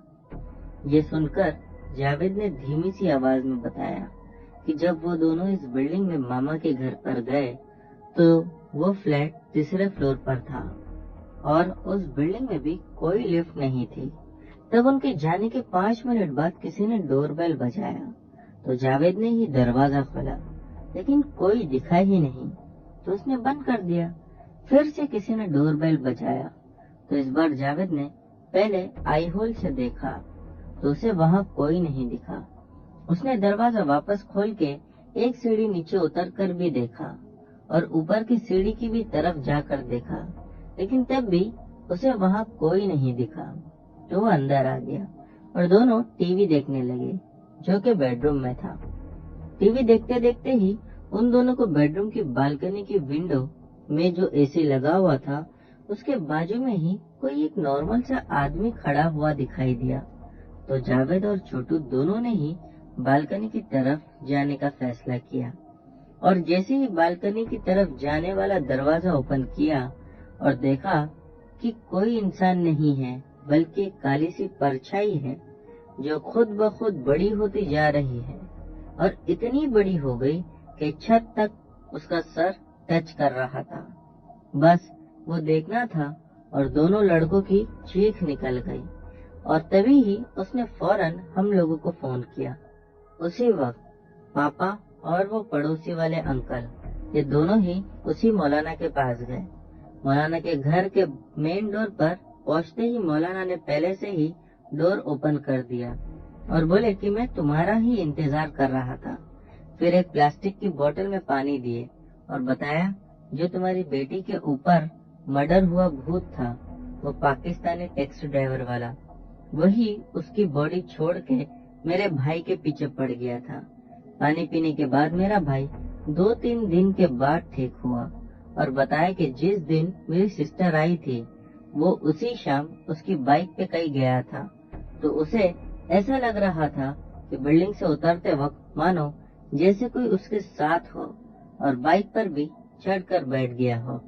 मेरी सिस्टर को भी हमने साइकेट्रिस्ट को बताया और उसने कुछ दवाई दी। फिर कहा कि ये दवाई लेने से उनकी माइंड के ऊपर जो प्रेशर है वो ठीक हो जाएगा, और फिर 14 दिन के बाद वो बिल्कुल ठीक होकर यूएई वापस चले गई। और वहाँ जाने के बाद उसके पास जितने भी परफ्यूम और इतर थे वो सब फेंक दिए। उस दिन के बाद से आज तक उसने परफ्यूम लगाना ही बंद कर दिया। उसके हस्बैंड ने भी वो विला ही चेंज कर दिया जिसमें वो लोग रहते थे, क्योंकि वहाँ पर वो लोग बहुत ज्यादा परेशान हो गए थे। मामा के फ्लैट को भी उन मौलाना साहब ने बंदिश करवा दिया और उसके बाद वहाँ भी फिर कभी ऐसा कुछ नहीं दिखा। मेरे सभी सुनने वाले व्यूवर से एक निवेदन है कि प्लीज कभी किसी नए घर में जाओ तो अपने तरीके की पूजा पाठ या दुआ पढ़ के जाओ, क्योंकि हमें नहीं पता होता है कि उस जगह किसका पहले से ही बसेरा होता है। तो दोस्तों, ये थी फराज जी की कहानी। उम्मीद करता हूँ कि आप लोगों को पसंद आई होगी। दोस्तों, हमारी आज की अगली कहानी अमजद खान की है। तो आगे की कहानी मैं आप लोगों को इन्हीं के पॉइंट ऑफ व्यू से सुनाता हूँ। ये कहानी मेरे खालू की है। वो एक ट्रक ड्राइवर है और उन्हें काफी लंबे लंबे रास्ते कवर करने होते हैं सामान को एक जगह से दूसरी जगह पहुंचाने के लिए। तो एक बार हुआ कुछ ऐसा था कि वो राजस्थान के रोड पर जा रहे थे। उन्होंने रास्ते में ही जाते जाते एक आदमी को देखा जिसने सफेद धोती और कुर्ता पहना था। वो रास्ते के साइड में खड़ा हुआ था, लेकिन जैसा जैसा ट्रक उसके नजदीक जा रही थी वैसा वैसा वो लंबा होता जा रहा था और मानो इतना लंबा हो गया था कि ट्रक भी अब उसके सामने छोटी दिख रही थी। वो फिर एकदम से अचानक गायब हो गया। ये सब देखकर मेरे खालू और वो हेल्पर बहुत डर गए थे, पर जैसा तैसा उन लोगों ने अपने आप को संभाला और गाड़ी को वहाँ से लगभग 1 घंटे की दूरी पर एक ढाबे पर जाकर रोका। तो उन्होंने पाया कि वहाँ और भी ट्रक ड्राइवर है, इतनी रात को ही रुके थे। जब उनसे इस बारे में बातचीत की तो उन्होंने भी इस राजस्थानी आदमी को देखा था। ये बात सुनकर मेरे खालू और वो हेल्पर और भी ज्यादा घबरा गए। मेरी खालू की मानो तो ट्रक ड्राइवरों के साथ ऐसी घटनाएं साल में 1 या 2 बार तो हो ही जाती है, लेकिन उन्होंने पहली बार ऐसे आदमी को देखा था जो कि बढ़ता ही चला जा रहा था। खालू का कहना ये भी था कि मैंने ऐसा भूत या पता नहीं छलावा पहले कभी नहीं देखा। तो दोस्तों, ये थी अमजद खान की कहानी। अब बढ़ते हैं हमारी आज की अगली कहानी की तरफ। दोस्तों, हमारी आज की अगली कहानी अमजद खान की है। तो चलिए कहानी शुरू करते हैं। मेरे खालू तो वैसे एक ट्रक ड्राइवर है, पर उन्होंने इस बार 1 महीने की छुट्टी ली थी अपने गांव में रहने के लिए, अपने परिवार के साथ वक्त बिताने के लिए। दिसंबर का महीना था। खालू गांव आने के बाद कुछ ही दिनों में अपने एक दोस्त की बहन की शादी में गए हुए थे। शाम को वो जल्दी निकले थे, पर आते वक्त उन्हें लगभग 12 या 1 बज गया था। ये कहानी आज से 20 साल पुरानी है। तो उस वक्त गांव में मोटर गाड़ी का प्रयोग ग्रामीण इलाकों में इतना ज्यादा होता ही नहीं था। वो लोग अक्सर साइकिल का इस्तेमाल ज्यादा करते थे। मेरे खालू साइकिल से आ रहे थे। वो बीड़ी बहुत ज्यादा पीते थे, तो अक्सर उनके जेब में 1 या 2 बंडल बीड़ी का होता ही था। घर आते वक्त एक रास्ता पड़ा जहाँ आजू बाजू सिर्फ खेत थे और खेत में लगे फसल काफी ऊंची थी। आजू बाजू लंबे फसल और बीच में कच्चा रास्ता जिस पर से मेरे खालू आ रहे थे। अचानक उस रास्ते पर पीछे से एक आदमी ने उन्हें आवाज लगाई, अरे भाई रुको, तो कहाँ जा रहे हो? तो मेरे खालू रुक गए और बोले कि मैं उतरावलू जा रहा हूँ, जो कि उनके गांव का नाम है। वो आदमी उनके पास आया और बोला, आपके पास बीड़ी है क्या? मेरे खालू ने उसको एक बीड़ी थमा दी और बोला, ये लो। बीड़ी थमाने के बाद उसने बोला, माचिस तो दे दो, इसे ऐसे कैसे पीऊंगा मैं? तो मेरे खालू ने उसको माचिस दे दी। पर अब इसके बाद क्या हुआ आप सोच भी नहीं सकते, क्योंकि वो रास्ता एकदम अंधेरे से भरा हुआ था, इसीलिए उसकी शक्ल बराबर दिखाई नहीं दे रही थी। पर जब उसने अपनी बीड़ी जलाई तो उन्होंने देखा कि उसकी आंखें ही नहीं है, यानी कि उसकी आंखों की जगह कुछ नहीं बल्कि अंधेरा खड्डा जैसा था। मेरे खालू एकदम से डर गए और वहाँ से भागने लगे। उन्होंने अपनी साइकिल भी वहीं छोड़ दी थी और वहाँ से दुआ पढ़कर अपनी पूरी ताकत लगाकर भागे। उनके भागने पर वो जोर जोर से हंसने लगा और बोला, दोबारा यहाँ से गुजरा तो तेरी ऐसी हालत करूंगा कि कोई नहीं बचा पाएगा। घर आने के बाद उन्हें एकदम जोर का बुखार भी चढ़ गया था। फिर डॉक्टर की दवा के साथ मौलवियों ने उनका इलाज कराया। तब जाकर 2 या 4 दिन के बाद उनकी तबीयत ठीक हुई। तो दोस्तों, ये थी अमजद खान की कहानी। बढ़ते हैं हमारी आज की अगली कहानी की तरफ। दोस्तों, हमारी आज की अगली कहानी आदित्य मिश्रा ने भेजी है। तो ये कहानी मैं आप लोगों को उन्हीं के पॉइंट ऑफ व्यू से सुनाता हूँ।